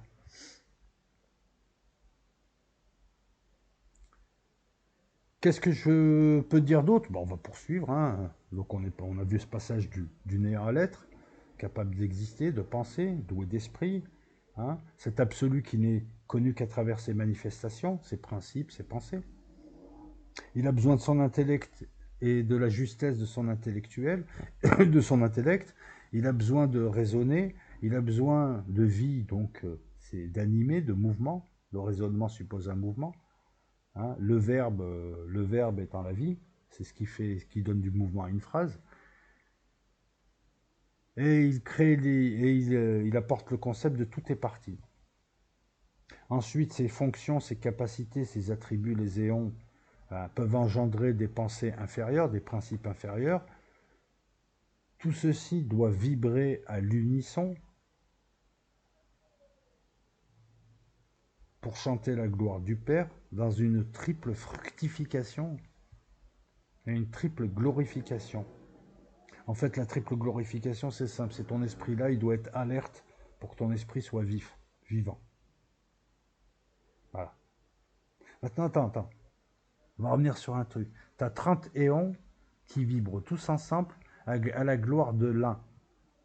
Alors moi, je t'invite à voir ce qu'est un accord en musique. C'est plusieurs notes qui vibrent ensemble pour créer un nouvel... Pas une nouvelle note, mais un son. Mais surtout d'aller voir ce qu'est un condensat de Bose-Einstein. Un condensat de Bose-Einstein qui voit... Écoute, c'est simple, hein. On va te le mettre là. Condensat de Bose-Einstein. On va voir ensemble, hein. Et oui, si tu travailles, tu verras tous les liens entre tout et que tout veut dire la même chose et que, enfin bref. Alors, le condensat de Bose-Einstein, comment te passer ça? Alors, je te demande un instant. Hop, hop, et hop. On va y arriver. Hop, hop, hop, hop. Alors, vous irez voir ce qu'est un condensat de Bose-Einstein. Vous irez voir ça sans moi. Mais je vais quand même essayer de vous expliquer. Bose va donner le nom de boson. Pour faire simple, il y a la matière, les fermions, et ceux qui permettent à la matière d'échanger, de s'échanger, d'exister, d'être liés, les bosons de jauge. Les bosons, c'est, par exemple, la matière d'un côté, c'est l'électron et ses dérivations, plus les quarks, 6 quarks, 3 familles d'électrons, hein, leptons, mais ça c'est encore autre chose, leptons, fermions, quarks. On va rester à bosons et fermions. Les bosons, c'est le photon. Les bosons, c'est ceux qui font les interactions. C'est les messagers, c'est les anges. Voilà. Bose-Einstein, Bose étant indien. Bose-Einstein, alors attends, le condensat de Bose. Moi, je veux qu'on te l'explique bien. Bien. Est-ce que tu peux voir le truc? Ouais, super. Ok. Alors, on va aller sur Wikipédia très rapidement. En plus, tu as le dessin. Un condensat de Bose est un état de la matière apparent au niveau macroscopique formé de bosons identiques, typiquement des atomes se comportant comme des bosons. Merci. Tu iras voir. Moi, je vais à la limite, je vais pas t'emmerder avec ça. Je vais... Alors, attends, où est-ce qu'on est? Ouais, là, oh, voilà. C'est simple. Un condensat de Bose, c'est des électrons, donc des fermions, de la matière, spin 0,5. Ouais, c'est grâce au spin, si c'est un boson, un fermion, qui se comportent comme des bosons. C'est des hommes qui se comportent comme des anges. Parce qu'ils se regroupent tous ensemble et ils se mettent à vibrer une seule vibration. Ils se mettent tous dans le même état énergétique. Ils sont tous un. Et donc, le 1 peut être un peu partout. Alors, attends. Tu as des électrons qui se mettent à vibrer tous pareil, petit à petit, ils ne forment qu'une seule unité, qu'une seule vibration. Je rappelle qu'en mécanique quantique, on regarde l'état énergétique. Voilà. Un fermion, tu ne peux pas avoir deux fermions dans le même état énergétique, dans la même position. C'est ça qu'on regarde. Même état énergétique, même position. Voilà. Là, nous avons la multitude qui se regroupe, qui devient un. Et elle se regroupe en vibrant, à l'unisson, comme les éons. Il faut connaître les condensats de Bose pour comprendre un petit peu le plérum. Encore une fois, je te fais le lien. Je te montre l'intérêt d'avoir un bagage diversifié. Cet 1 vibre. Cet 1 n'est plus de la matière. C'est un boson unique. On peut aussi, et c'est ce que j'essaie de t'expliquer maladroitement tout à l'heure, on peut aussi voir la bilocalité.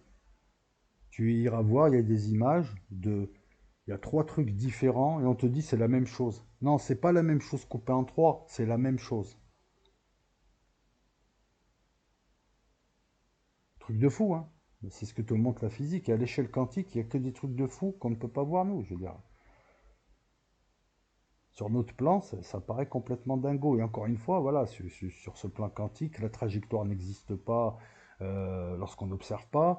Lorsqu'on observe, on peut connaître ou la trajectoire ou la vitesse, mais pas les deux. C'est pas lié à la précision, etc., etc. Voilà, encore une fois, le quantique, qui est le monde de l'infiniment petit, là où tu commences à gratter la vérité, et le monde relativiste, le monde de l'infiniment grand, là où tu commences à gratter aussi pareil les murs de la prison, les murs de notre réalité, c'est là où tu tombes sur des trucs complètement bizarroïdes qui te font dire que de l'autre côté c'est un autre plan, quoi. Je veux dire.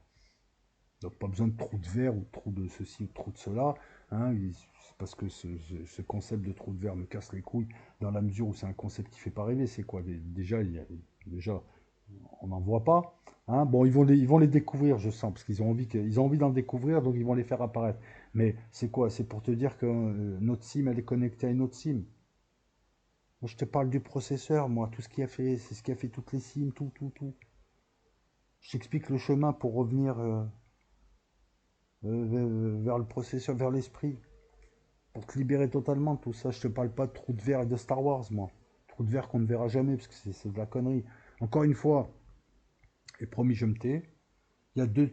Je comprends aussi pourquoi les gens se défient de la science, c'est qu'avec les médias et avec les émissions scientifiques, ces gens mélangent deux choses. Des théories clairement établies depuis un siècle qui fonctionnent, et des théories qui ne sont pas forcément scientifiques, comme la théorie des cordes, parce qu'elle n'est pas encore réfutable, c'est compliqué, ou des théories complètement cons qui sont à la mode et qui plaisent à ceux qui tiennent la science en France, comme les multivers, parce qu'Aurélien Barraud, il aime bien. On ne peut pas critiquer Jean-Pierre Petit qui a 20 ans de travaux et qui te sort une théorie d'univers gémellaire, Janus, une théorie d'ailleurs qui prolonge un petit peu la relativité, qui prolonge Sakharov qui est un grand scientifique. Donc lui, il raconte n'importe quoi. Par contre, venir me sortir des conneries de science-fiction sur des multivers et des trous de verre, alors qu'il n'y a rien. Hein. Il y a beaucoup de scientifiques qui en ont marre, mais qu'on n'entend pas, qui disent arrêtez avec ça. C'est pas, les multivers, c'est pas une théorie scientifique, et c'est un détournement de quelque chose qui a été lancé par Everett, un scientifique, c'est-à-dire l'apparition de plusieurs mondes lorsqu'il y a un choix au niveau quantique à faire. Il y a un embranchement, il y a deux mondes qui apparaissent.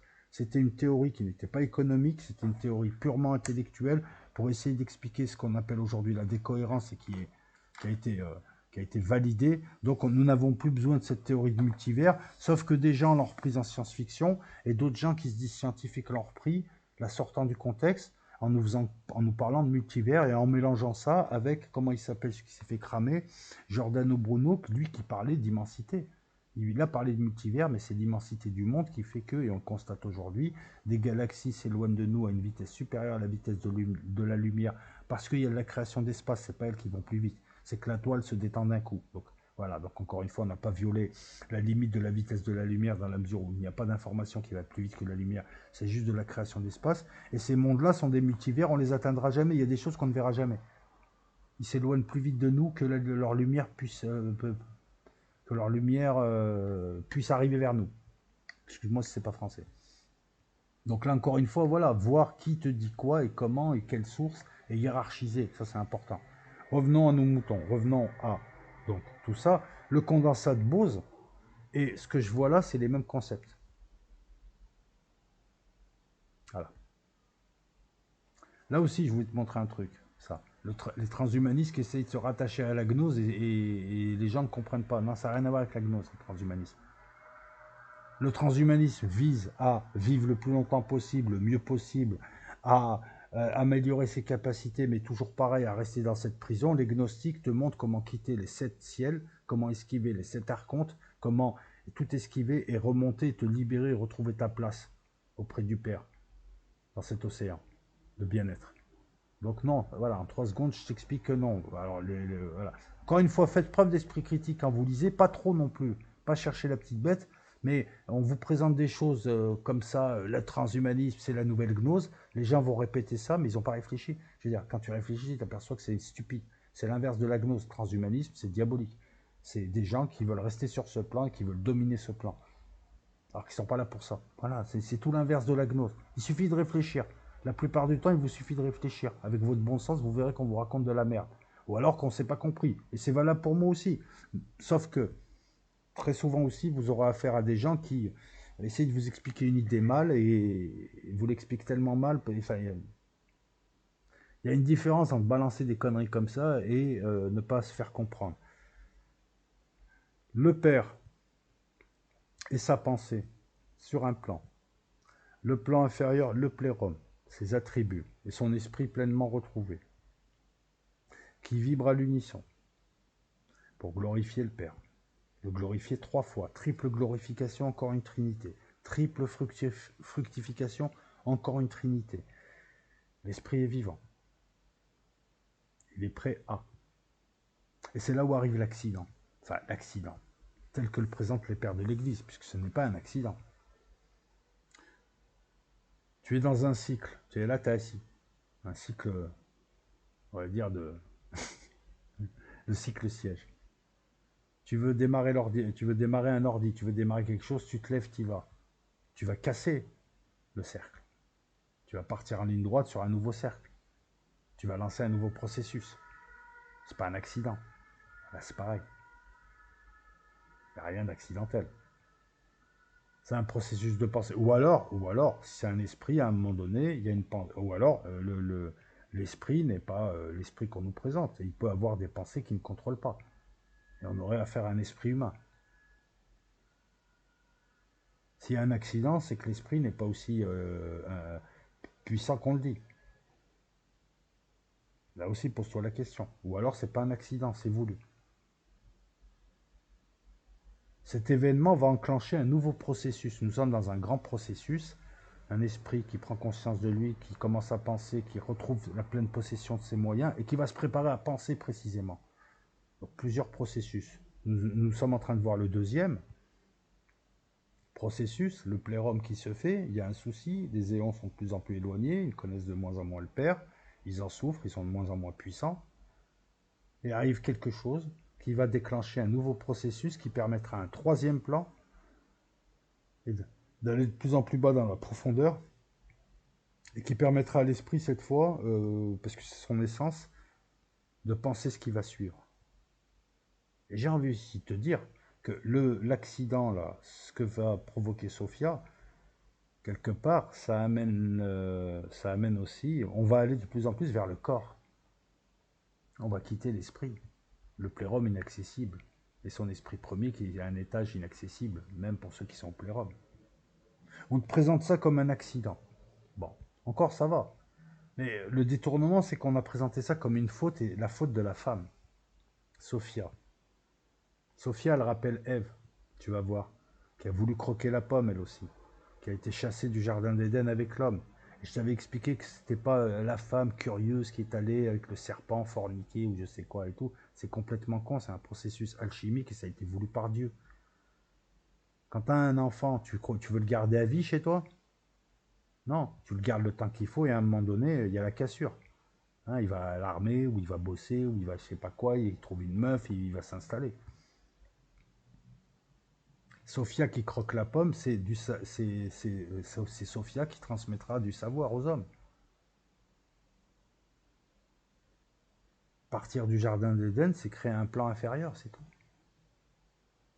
Après, tu vas avoir un ange avec un glaive flamboyant qui va interdire le retour au jardin d'Éden, et ça, on va le retrouver là, je vais t'expliquer.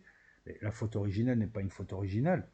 Elle a été voulue pour qu'un nouveau processus s'enclenche et que Dieu puisse se projeter en tant qu'homme sur un autre plan. Croquer la pomme et chasser du jardin d'Éden pour aller bâtir ce plan et le peupler comme le veut Dieu. Donc les gens qui pensent à la femme, la faute, voilà, c'est encore des gens qui ne réfléchissent pas et qui ne voient pas la profondeur de la Bible. La stupidité, c'est de dire au pied de la lettre, comme un exégète qui dit au pied de la lettre qui ne comprend pas et qui pense que la mer elle va se couper en deux et que voilà, il ne comprend pas les concepts qu'il y a derrière. Encore une fois, je te le dis, même dans les livres religieux,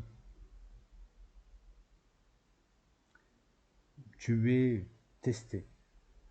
On te donne un livre et on voit comment tu le comprends. Et de la manière dont tu vas le comprendre, bah, tu seras positionné pour l'avenir. Et il y a plusieurs niveaux de lecture. Et très souvent, je remarque que les extrémistes s'arrêtent au premier niveau. Non, il ne faut pas interpréter. On ne te demande pas d'interpréter, on te demande de décrypter. Quand tu décryptes, tu n'as pas besoin d'interpréter. Par exemple, chez les musulmans, beaucoup de musulmans m'ont dit non, non, c'est de l'interprétation. Non. Dans le Coran, il y a des choses à décrypter. En parlant d'interprétation, tout est interprétable. Parce que si on joue si on va dans cette direction de non, mais là on peut pas et tout, tu n'as pas le droit de prendre des photos. Donc voilà, donc tu peux pas vivre dans le monde moderne. Pourtant, tu t'es adapté. Voilà. Il y a un décryptage. Tu veux pas décrypter, tu veux lire le truc au pied de la lettre, ok. Bah, tu seras compris comme ça et tu n'avanceras pas beaucoup plus. Voilà,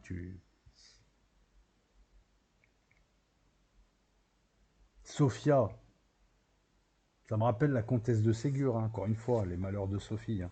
C'est... Comment concevoir donc un accident avec un esprit absolu? Un accident qui va amener l'émanation du démiurge, Yao, qui permettra, lui, justement, au processus suivant de se faire. D'ailleurs, c'est marrant, c'est un accident, mais ce qui va naître de l'accident, dans 3 minutes, je vais t'en parler de l'accident. Ce qui va naître de l'accident, Yao, Yadalbaoth, le fils du chaos, il est appelé dans les textes l'ouvrier inconscient des mondes du bas, du monde d'en bas. Du monde d'en bas. L'ouvrier inconscient. Donc lui, il ne le sait pas, mais eux, c'est leur ouvrier. Ils travaillent pour eux, pour l'esprit. Pourquoi on l'a appelé l'enfant qui traversait les espaces? Les espaces étant les plans. Yao sera un déclencheur. Donc venir dire le Dieu des religions, il est mauvais, c'est ne rien comprendre encore une fois à ce que disent réellement les gnostiques, ceux qui ont fait un travail. Parce que la gnose de YouTube et la gnose de ceux qui n'ont rien compris, la gnose de ceux qui ne l'ont pas étudié, ils vont dire les gnostiques ils disent que Dieu est mauvais.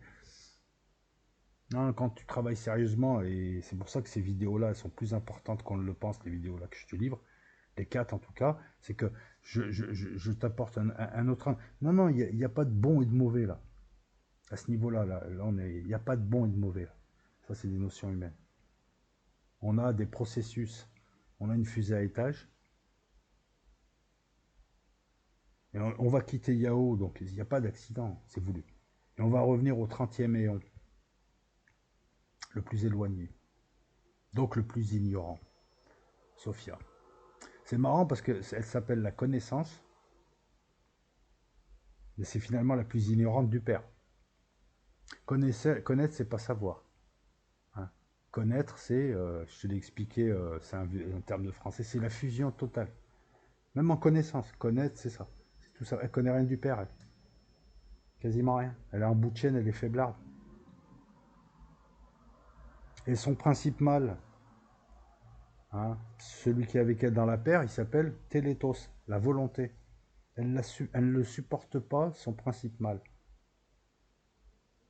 Elle ne le supporte pas. Elle veut juste connaître le Père. Elle est amoureuse du Père. C'est une passion. Mais encore une fois, prends ces termes non pas de manière équivoque. Tu sais ce que ça veut dire? Ça veut dire que Sophia n'a pas de volonté. Voilà ce que ça veut dire. C'est marrant, hein, c'est la connaissance qui est le moins dotée de connaissances. Et donc, comme je te l'ai dit, connaître sexuellement, c'est l'interpénétration et la fusion de deux corps en un. Ça se fait autant en esprit qu'en énergie. Et cette unité donne le 3, l'enfant. Enfin, si tu as envie de procréer. Hein. On retrouve nous, né par hypostase, né par association complémentaire. Donc Sophia, c'est la connaissance, mais c'est aussi la sagesse, c'est aussi la lascivité des danseuses. Et c'est marrant parce qu'on va retrouver cette Sophia fractionnée, on va retrouver Ishtar, la danseuse lascive, qu'on peut retrouver dans tous les cabarets égyptiens maintenant. Isis, la mère, et l'épouse. Ninursag, Ishtar l'amante, ou Aphrodite, ou je ne sais qui. Tu vois là, on redissocie et toutes ces mythologies, en fait, dissocient des attributs de quelqu'un. Et c'est marrant aussi, c'est un petit aparté. Tous les 2000 ans, on casse les attributs, on les redistribue et on redonne de nouveaux noms. Ça fait une nouvelle religion. En fait, c'est toujours les mêmes principes. Un dévoiement de la tradition primordiale. Revenons à nos moutons. Sophia souffrait plus que les autres de son éloignement. Elle était unie à Télétos la volonté, et j'ai envie de dire contre sa volonté. Elle va manquer de volonté puisqu'elle va se débarrasser, elle va quitter Télétos. Elle veut connaître le Père, elle aime passionnément le Père. Il y a une autre personne qui a aimé le Père et qui a été déçue, c'est Lucifer, qui était le plus bel ange, qui était aimé de Dieu et qui adorait Dieu, qui à force de trop l'aimer, a été déçu que Dieu crée les hommes. Alors, on dit Satan, on dit Lucifer, attention. Bref. D'ailleurs, oublie Lucifer, c'est plutôt Satan. Satan déchu qui a refusé de s'incliner devant l'homme, hein, qui estimait que, et qui depuis le tente et l'emmerde, en disant à Dieu, regarde, regarde, je suis le procureur, regardez monsieur le juge, l'accusé il est pourri. Il a été déchu, mais il a surtout été déçu.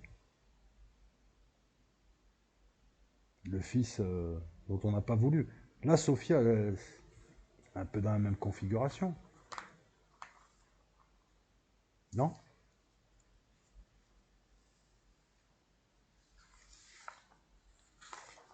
Les choses étant voulues plus que subies selon moi, donc Sophia la connaissance, la sagesse, le dernier rayon, au bout de chaîne, le 30e, elle est connaissance, celle qui en sait le moins sur le père. Il y a une frustration qui suppose une action.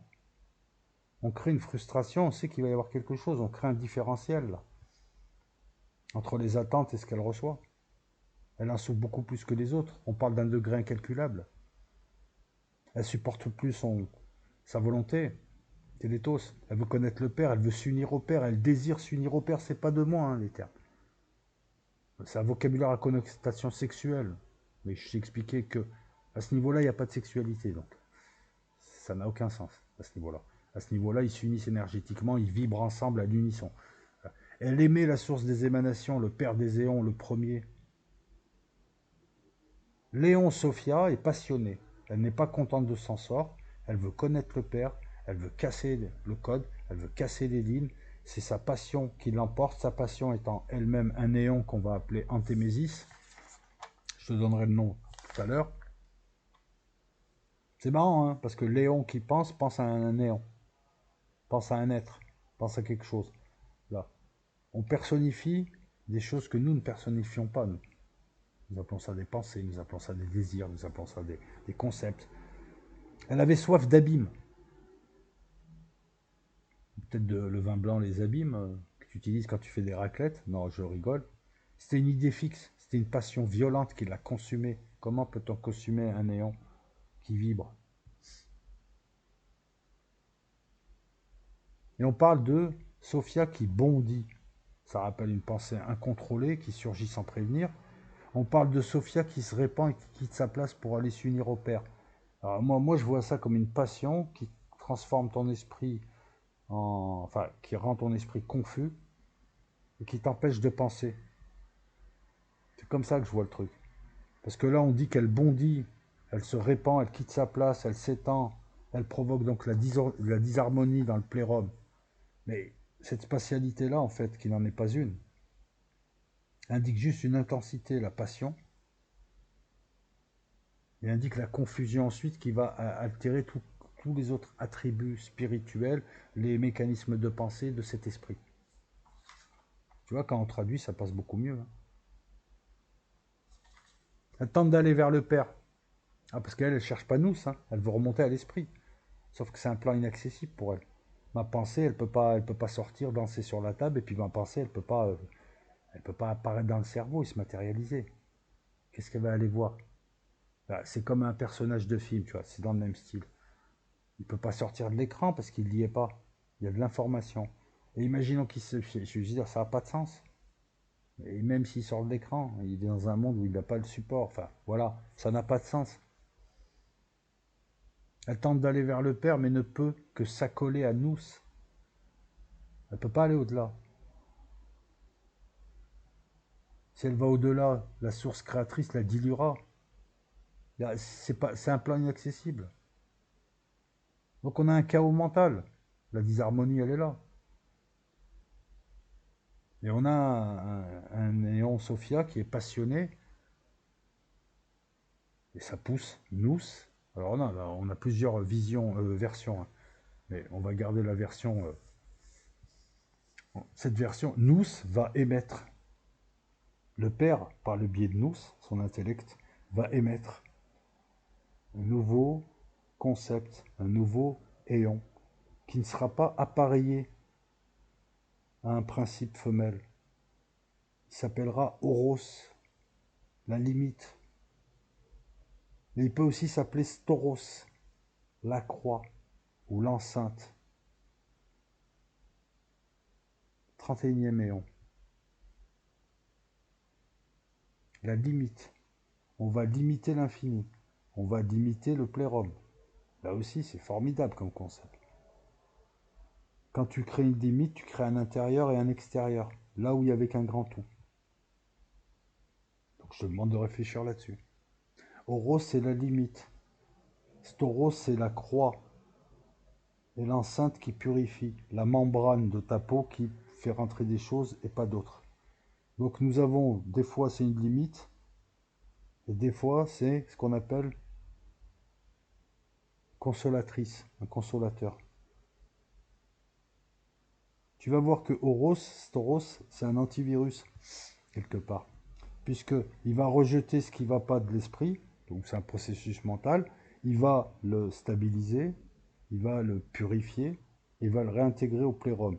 Ça c'est pour Sophia, la connaissance. Donc il va faire un processus mental, mais on va créer un plérum et un au-delà du plérum.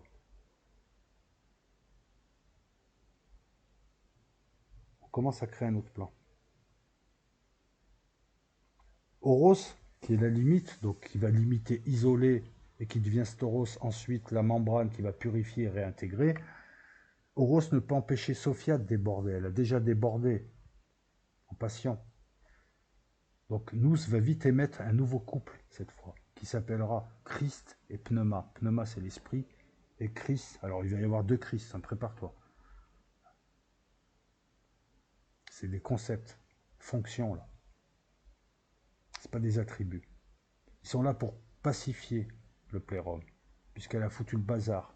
Cette passion est tellement grande qu'elle a provoqué le bazar, et cette passion, elle est en train de s'accoler entre l'esprit et nous, et donc elle est en train d'attaquer l'intellect. En tout cas, elle fout le bazar dans l'intellect. Tu peux plus réfléchir et penser. Voilà pourquoi nous intervient. Il vient aider Horos la limite. Donc en fait, voilà, tu as une passion, une idée, passionnée, tu ne la contrôles pas ou tu la contrôles, tu es obligé de la canaliser en esprit, tu vas la bloquer, tu vas l'observer, tu vas garder ce qui est bon pour elle, mais Horos n'arrive pas à le faire seul, donc tu vas devoir tout mettre au clair dans ta tête. Donc tu fais apparaître Christ et Pneuma. Christ va expliquer aux éons le déploiement de l'absolu, il va leur expliquer comment ça se fait, pourquoi ça se fait comme ça, quel est leur rôle, il va expliquer les règles, les exigences, et le fait de leur dire les apaisera. Donc c'est une mise au clair. Il va leur expliquer que l'un est non manifesté, qu'il est incompréhensible en soi, qu'il ne peut être perçu qu'à travers ses manifestations ou émanations, comme le temps, comme la mort d'ailleurs. Que son devenir successif et son incommunicable essence reposent dans le silence. Alors dans les autres versions, Christ apportera autre chose aussi. Pneuma va parler aux éons, va leur enseigner la sainte résignation et la sainte paix de l'acquiescence. Sophia, elle est rejetée du plérum avec sa passion qui est l'enfantement. Mais encore une fois, tu vas avoir plusieurs versions. Sa passion, sa mauvaise pensée. Elle a trop voulu connaître Dieu, elle a trop voulu émettre Dieu, elle a été rejetée comme Satan. Comme Ève qui a trop voulu connaître Dieu. En croquant la pomme que lui a apporté le serpent. Le serpent Kundalini, le serpent qu'on retrouve dans l'arbre de vie.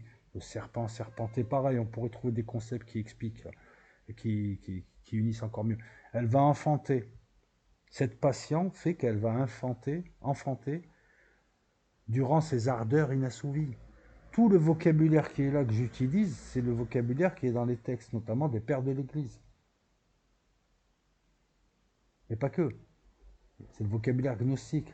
On voit clairement le lien entre ce que nous appelons, nous, le sexuel, l'amour, la connaissance, et le divin. Il y a toute une lignée de ce qu'on appelle des vestales, des prêtresses sacrées qui, par le biais de la sexualité, pouvaient atteindre Dieu. Hein. La Kundalini, qui peut être éveillée sexuellement, permet aussi de monter très très haut. Hein. Il y a plusieurs chemins vers le très haut, mais ils ne sont pas donnés à tout le monde. Et moi, je vous déconseille d'utiliser certains de ces chemins parce que ça peut vous rendre aussi fou. Bref. On va distinguer la pensée, la passion de Sophia, et on va lui donner un nom, Hachamot, la Sophia terrestre. C'est elle qui sera exilée du plérum au final. Voilà. On a plusieurs versions. On a Sophia qui est exilée puis réintégrée, et on crée Hachamot qui est sa contrepartie terrestre, indiquant par là un processus d'équilibrage thermodynamique de la pensée. Ça, c'est moi qui le rajoute. On a une version où Sophia devient Hachamot. Et on a la version Sophia et sa passion qui est Hachamot, qui est rejetée du plérum, pendant que Sophia est consolée par Storos, la croix, l'enceinte qui filtre ce qui entre comme une membrane intellectuelle qui filtre les pensées pures ou non. On a Horos, la limite aussi. Et donc Sophia d'un côté, Hachamot de l'autre côté. Hachamot qui est hors monde divin. Et Hachamot qui est cette passion de trop aimer le Père, trop vouloir le connaître. Elle est hors du monde divin. Il y a un autre monde au-delà du divin. Jusque-là, il était infini ce monde. Dans l'infini, on a créé, on a fait de la place pour un autre monde. Hachamot, en tombant du plérum, et là aussi il y a une idée de spatialité, mais ça peut être tombé sur le plan vibratoire, en tombant du plérum, elle va avoir la vision de la lumière ineffable qui lui va lui être ravie. Comment on peut interpréter cette lumière? Le savoir, l'énergie qui va avec, et c'est marrant parce que le lien entre l'énergie et la connaissance, le photon qui nous permet de voir nous apporte l'information. Voir quelque chose, c'est avoir l'information dessus. Et il y a ce que j'appelle la lumière porteuse, la lumière énergie, qui permet, la lumière encre, qui permet d'écrire l'univers, et la lumière information, qui est écrite par cette lumière encre. Ben là, on retrouve ça. Qu'est-ce que cette lumière ineffable? Vous pensez que c'est les néons du plérum et qu'en bas, ils n'ont pas de... Ils n'ont pas le courant, ils n'ont pas de lumière? Non. Cette lumière divine qui est à la fois l'encre, le support, ce qui est supporté. Or, elle fait le vase dans lequel elle est. On écrit, c'est compliqué hein, comme notion, on écrit des informations. Voilà. Quand on te parle de photons et de lumière, on te parle de Dieu qui s'est limité pour venir. On te parle de divin, on te parle de connaissance et on te parle d'énergie. Je pense que le lien, il est là. Maintenant, bon, on a aussi expliqué le lien avec la sexualité. Connaître l'autre, c'est s'unir totalement et devenir l'autre, donc le connaître totalement. Hachamot en tombant, elle va voir tout ça, cette étincelle divine. C'est ça le péché originel. Savoir, trop vouloir savoir. En fait, je viens de te l'expliquer, c'est pas un péché du tout. Et donc Hachamot qui est là, qui est torturée quand même, parce que elle est passée de la connaissance à l'ignorance. Elle essaye de revenir et Euros va repousser à chaque fois ses tentatives. Euros, la limite, qui rappelle cet archange avec le glaive flamboyant, cet ange qui a empêché Ève et Adam de revenir dans le jardin d'Éden. Euros qui ressemble à Saint-Pierre aussi, qui t'empêche d'accéder au paradis. Le vrai. Donc Hachamot, elle est dans le vide. Elle ne peut pas revenir. Elle regrette. Enfin, la pensée de Sophia. Ou alors Sophia qui pense et qui n'est pas encore, selon les versions, hein, je te la fais. Elle pleure. Elle est bornée dans sa nature, alors qu'elle est infinie dans ses vœux, comme nous, hein. Nous avons l'infini en nous, l'infini de la création, l'infini de la pensée, alors qu'on est borné dans notre nature. Les larmes d'Hachamot vont créer le principe humide. C'est des larmes de tristesse. C'est de là d'où va sortir la matière. C'est l'une des versions. Attention. Horus va prendre pitié et il va émaner Léon, Jésus, pour la consoler, le paraclet. Et elle devient sa compagne. Et à partir de là, Jésus va faire briller en elle un reflet du plérum, va lui donner un bout de divinité. Elle est rachetée, elle est réhabilitée à Shamath. Partant de là, elle va faire émaner 3 éléments, le pneumatique, le psychique et le idique. Et ces 3 éléments vont former le démiurge, l'ouvrier inconscient du monde du bas. Tout ceci est un processus voulu. Hachamot, c'est la pensée de Sophia et c'est la mère créatrice sur un plan inférieur intermédiaire. Parce que c'est Yahoo, le démiurge, qui créera notre plan. Il y a encore des plans qui vont se créer. Elle ne tombe que pour enclencher un nouveau processus plus bas, finalement. Il n'y a pas de péché, il n'y a rien. Il n'y a pas de faute, il y a juste des choses qui se font. Alors, je vais te proposer une autre version. Hein. Sophia, le dernier rayon, qui veut voir le principe émetteur de leur semence et qui veut explorer la racine sans principe. Bah, Sophia va bondir violemment. Elle subit une passion en dehors de l'étreinte de Télétos. Le vocabulaire ici, il est... Elle va fixer sa passion aux alentours de Nous et d'Aléthéa. Là où prend naissance sa passion, voilà, c'est là où prend naissance l'intellect. Et elle essaye à ce moment-là de se concentrer, de s'unir au Père. En gros, ce que je comprends, c'est que tout ton esprit-là est accaparé par cette passion du Père et de savoir. Cette passion va devenir un néon, E-O-N. C'est une recherche du Père qui est une union imparfaite. Trop vouloir le Père. Ça rappelle aussi quelque chose de transversal, cette notion d'équilibre. Trop faire quelque chose rend mauvais ce quelque chose. Elle veut connaître l'infini. En fait, elle veut tout connaître, tout savoir. Elle veut connaître la grandeur du Père et donc le limiter. Et elle veut devenir le Père. Cette pensée est obsédante. Cette pensée altère l'intellect et la justesse de l'intellect. C'est la passion du Père qu'il canalise pour en faire quelque chose. Et on va en faire un processus de réflexion et de création passionnée. Il n'y a ni faute ni accident. Léon Sophia va s'étendre plus en avant vers l'esprit, mais va être englouti par la douceur du Père et se dissoudre dans l'universelle substance, celle qui n'est pas encore formée, celle qui est fongible, ce tas de farine d'où sortent les créations, cet océan de création. Dans Twin Peaks, tu vois, c'est un océan pourpre et violet, c'est l'océan de la non-existence, d'où viennent les pensées. Ça aussi, c'est un sujet intéressant. Nous va émettre Horus, comme je te l'ai dit lors de la précédente version, Horus qui est décrit comme une puissance, que je traduirais par un principe et une énergie. C'est pas un attribut, c'est pas une qualité, c'est une fonction. Un principe qui peut en déployer 2 autres, puisqu'il va déployer Christ et Pneuma, qui seront donc le 32e et le 33e éon. Horus, quelque part, c'est un séraphin. Séraphin, c'est ces archanges avec 6 ailes qui protègent le Père, qui protègent l'entrée au paradis. Si je dis pas de bêtises, c'est un séraphin. Il y a les séraphins et les chérubins, il me semble. Horus, il bloque, il retire, il repousse, il rejette, il isole. Selon son action, il peut être Staros, la croix qui consolide. Donc lui est la limite. Donc, comme je te l'ai dit tout à l'heure, c'est un antivirus qui permet aussi de purifier pour intégrer au plérum. Donc Léon Sophia sera retenu, consolidé, fera son retour au plérum, mais son antimésia, voilà, c'est le mot que je cherchais tout à l'heure, c'est-à-dire sa pensée, son désir, son sentiment, cette passion qu'on appelle antimésia, désir de connaître le Père et qui la fera bondir, ce désir va devenir une réalité autonome, une substance informe susceptible d'être formée et de devenir une entité personnelle. Son désir est décrit comme une substance informe, alors qu'on parle d'une passion qui se précise. Et on dit de cette substance informe qu'elle est susceptible d'être formée. On va décrire le démiurge comme ça, comme un avorton qui n'est pas formé. On parle de quelle formation? On parle de structure? On parle d'une substance à qui on donne de l'information pour en faire quelque chose? Là aussi, je t'invite à creuser la piste.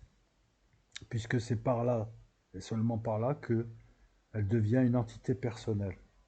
On parle d'une substance créatrice qui est informe et qui, lorsqu'on forme, et c'est ça qui est intéressant, on individualise. Entité personnelle. Oui, parce que là, tout existe. Les pensées existent, sont des entités. Une autre version encore, Sophia va enfanter d'une substance informe durant sa passion, mais se rendant compte de son caractère inachevé, elle va connaître des angoisses, hein, parce qu'elle a enfanté sans sa contrepartie, seule, de manière incomplète. Voilà, il n'y a pas le principe mâle qui donne la forme ou la formation, apparemment. Hein. Il n'y a que le principe femelle, elle, qui crée la substance. Donc il serait bon de s'interroger sur qu'est-ce qui forme. Voilà. Bon. Et puis voir un petit peu avec un père et une mère lorsqu'ils donnent naissance à un enfant, qu'apporte l'un, qu'apporte l'autre. L'une est une matrice, l'autre apporte ses gènes. Hein, peut-être qu'on est dans ça. Hein. Elle va supplier le père, aidé par tous les éons, dont Nous, dont Horos, d'être purifié. Son antémésia sera séparé d'elle et rejeté hors du plérum par Horos. C'est une substance pneumatique, mais sans forme ni figure. Un fruit faible et féminin que la sagesse n'a pu saisir. C'est comme ça qu'on le décrit, encore une fois. Je viens de te donner plusieurs versions. Hein. Et je te conseille d'ailleurs cette vidéo-là de la garder, hein, de la stocker et de la réécouter plusieurs fois, voire même de la... Tu prends un bloc-notes et tu reprends. Voilà. Tu prends toute la structure là, des 4 vidéos. Tu les prends sous forme notée, ce que tu en as compris, ce que tu n'as pas compris, etc. C'est le premier travail déjà pour... Parce que là, tu vas choper 10% de l'info. Si tu veux choper 80 ou 90% de l'info donnée là, il faut réécouter plusieurs fois et écouter et à côté, bah, retranscrire avec tes mots sur un bloc-notes. C'est comme ça que je fais. C'est comme ça que je comprends mieux les choses. Tu as un bloc-notes et tu réécris ce qui t'est dit avec tes mots. Là, bon, là, il va falloir quand même utiliser certains concepts qui sont donnés. Donc, son antémésia est séparée d'elle, elle est rejetée hors du plérum, par Horos. C'est une substance pneumatique mais sans forme ni figure. C'est un fruit faible et féminin que la sagesse n'a pu saisir. Alors, sans forme ni figure. La figure, on avait dit que c'était l'âme, non? C'est ce qui est individualisé. La forme, l'information, c'est l'esprit. Quand on te dit sans forme ni figure, c'est sans esprit ni âme. Peut-être. L'antémésis est bannie, Sophia est réintégrée dans sa syzygie, S-Y-Z-Y-G-I-E. Nous va émettre un couple sur demande du père, Christ et Pneuma, pour éviter un nouvel accident. Et Christ et Pneuma, donc, vont... Pneuma, je t'en avais parlé tout à l'heure, mais là, je reviens là-dessus, va égaliser les éons. Ils vont tous être égaux. Et ils vont tous devenir intellect d'intellect. Comme dans l'arbre de vie, la séphira, qui est à la fois la séphira et tout l'arbre de vie. Là, ce côté fractal. Là, nous avons des éons qui sont tous à égalité. Donc, il n'y en a pas un qui va souffrir plus que l'autre de son éloignement. Ces éons seront nommés intellect d'intellect. C'est-à-dire qu'ils sont tous nous, à leur manière. Ils sont tous le Père, ils sont tous Dieu, ils sont tous divins et ils peuvent tous créer. On part d'un truc, d'une lignée, à maintenant des êtres qui peuvent tous créer. Pneuma va leur enseigner à rendre grâce. Donc une action, l'action de Dieu, la grâce. Hein, ça correspond à une définition bien précise, c'est comme l'enthousiasme, c'est comme tous ces mots. Hein, il faut les redécouvrir pour bien comprendre et c'est là où tu vois que tu es dans une culture chrétienne, une culture religieuse, qu'une partie de ta culture est religieuse. Beaucoup de mots, en fait, viennent de le droit vient de la religion, tout vient de la religion. Et de la spiritualité, j'ai envie de te dire. Et Pneuma introduit le vrai repos. Et là, on a un concept thermodynamique qui est intéressant, mais terrible même, ce concept. Le principe du repos énergétique qui te permet d'être éternel. Le zéro, tu reviens au centre, tu reviens dans le zéro, tu n'es plus matière, tu reviens vers le néant et tu es éternel, tu dures. Le repos, tu ne consommes pas d'énergie. La seule trace d'éternité que nous ayons dans cet univers, c'est le photon qui est éternel, qui ne consomme pas d'énergie, qui est sa propre antiparticule aussi. Elle va égaliser les éons aussi, ça permettra aussi, hein, égaliser, les rendre égaux, mais ensuite ils vont s'unir. Il n'y a plus de hiérarchie. Voilà. Le Christ va expliquer la permanence des éons, donc l'éternité, et le rôle d'interface de nous. Les éons, comme je te l'ai dit, deviennent tous intellect d'intellect comme nous. Ça rappelle les séphiras. Et consolidés ainsi, les éons vont chanter une grande joie, un hymne au protopère, une unité vibrante de tout le plérum. Ils vont devenir condensats, ils vont devenir un, ils vont tous être sur le même état énergétique, un état d'énergie supérieur à ce qu'ils étaient tous séparément, et ils vont tous se mettre à chanter, les 30, à vibrer. Et cette vibration fera apparaître le fruit parfait. Cette émission à la gloire du Père, cette vibration, fera apparaître Jésus le Sauveur, Christ et Logos.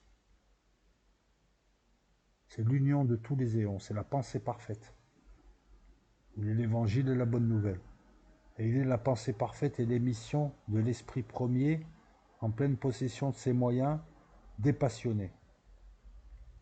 Avec Jésus le Sauveur, Jésus, nous avons deux Christ, hein. Nous avons le Christ qui apparaît avec pneuma et nous avons le Christ Sauveur, bon Jésus comme il l'appelle, qui pour lui doit descendre en bas dans la merde, j'ai envie de te dire, et sauver, récupérer, purifier les pensées que nous sommes. Il doit descendre très très bas.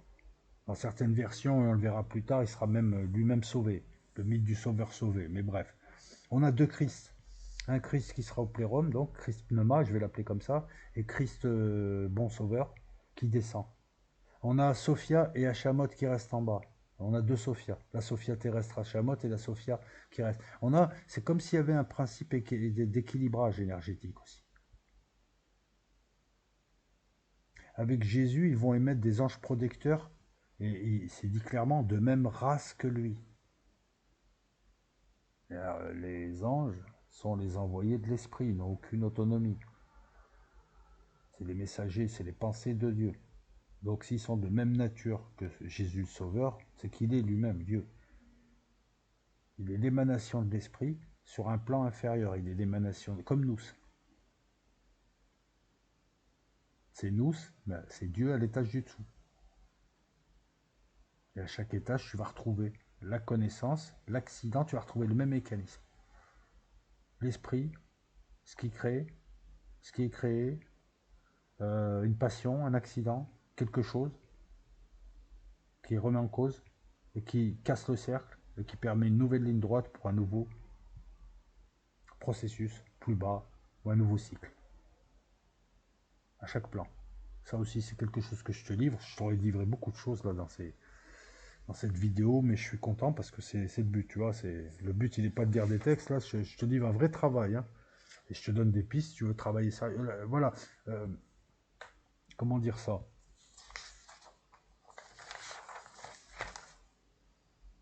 Comment dire ça? Eh oui, je vois que j'ai beaucoup de pages.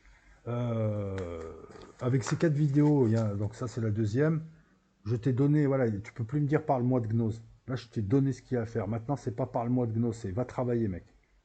Parce que si on me demande de parler de Gnose là, c'est que le gars, il veut juste de l'info comme ça. Voilà. Je t'explique un truc, le travail rend libre. Que ce soit de la géopolitique, que ce soit ceci, si tu travailles pas toi, ça sert à rien. C'est pas on va t'apprendre des formules magiques. Tu n'auras pas le déclic, tu feras rien et tu ne nous intéresses pas parce que nous ne sommes pas prosélytes. Moi, ça ne m'intéresse pas de faire de la gnose pour faire des vidéos monétisées. Là, ce qui m'intéresse, c'est de livrer un travail, restituer un travail face à un jury. Un jury de futurs élèves, futurs professeurs aussi. Et donc, comme je te l'ai dit, le travail rend libre. C'est comme la géopolitique, c'est comme tout l'intelligence. Si tu n'as pas, parce que de manière innée, tu ne peux pas tout savoir, il faut travailler. Mais il ne s'agit pas d'enclencher des connaissances. Il s'agit d'installer des protocoles, il s'agit d'installer des processus, d'aller voir, de donner une valeur à la source, de donner la valeur au site, d'aller lire des choses qui... C'est ça, c'est un travail. Au départ, c'est comme lire des bouquins. Au début, les gens qui ne lisent pas au début, ah, c'est chiant de lire. C'est à ça que tu la reconnais. C'est qu'au début, ils ont un problème pour lire. Et donc, cette masse de gens, il y aura deux types de gens. Ceux qui, au premier effort, au premier footing, au premier livre, aux premières pages, ils abandonnent, parce que c'est des consommateurs. Eux, ils veulent que des trucs qui leur plaisent immédiatement. Et il y a ceux qui persévèrent et qui, au bout de quelques heures, adorent lire, se rendent compte qu'avec un peu de travail, ils ont ouvert la porte à un nouveau monde. Là, il faut travailler ces connaissances. Ces 4 vidéos, elles servent de base de travail. Elles peuvent peut-être provoquer un déclic en toi, même si le déclic est extérieur, pardon. Mais voilà, si tu te contentes juste de les écouter, alors tu fais ce que tu veux, hein, tu n'as peut-être pas envie de t'engager là-dedans. Mais ceux qui veulent vraiment étudier la gnose, si vous vous contentez d'écouter des vidéos, vous n'allez rien faire. C'est pas la peine. Vous allez écouter quelqu'un restituer son travail, qui ne va pas s'imprégner. Encore une fois, quand je dis quelque chose, je ne la maîtrise pas ou je ne connais pas bien sûr que si je la connais, mais quand je dis ça, c'est que je ne la connais pas à fond, je ne la connais pas par cœur, je ne pourrais pas te la réciter à l'envers, à l'endroit. L'agnosticisme, je peux t'en parler. Tu me réveilles 3 heures du matin, tu me fais démarrer sur le chapitre 9, je démarre sur le chapitre 9, en admettant qu'il y a un chapitre 9. Ce que je te demande, c'est de faire la même chose. Si tu ne travailles pas, c'est pas la peine. Si tu attends à ce qu'on te donne des choses qui te rendront plus grand, plus fort, plus intelligent, c'est que tu n'es déjà pas dans le circuit. C'est pas la peine, tu ne nous intéresses pas, tu es un Babylone. Si tu veux maintenant, parce que ça te passionne, te lever la nuit pour aller vers des trucs bizarroïdes, et tu es là et tu te nourris juste de ça, c'est bon, tu es dans le circuit. C'est pas toi qui vas décider si tu es initié ou pas. Et la première question, c'est pose-toi la question à savoir pourquoi tu veux t'initier. Pour glorifier ton ego. Donc encore une fois, travaille. Sur le diaporama, tu as des livres. Je te livre 4 vidéos, c'est la deuxième qui te donne vraiment toutes les clés. Ensuite, il faut que tu bosses par toi-même. Voilà. Maintenant, je m'adresse à l'autre type de public. Si c'est juste pour ta culture générale et que tu voulais, bon, il n'y a pas de souci. Ne tiens pas compte de ce que j'ai dit au début. C'est pour ta culture générale, pour en savoir un peu plus tout ça. Tu as beaucoup d'éléments. Et encore une fois, je pense qu'avec ces 4 vidéos, tu en sauras plus que 98 ou 99% des gens qui prétendent parler de gnose et qui en fait ne savent pas. Mélange tout.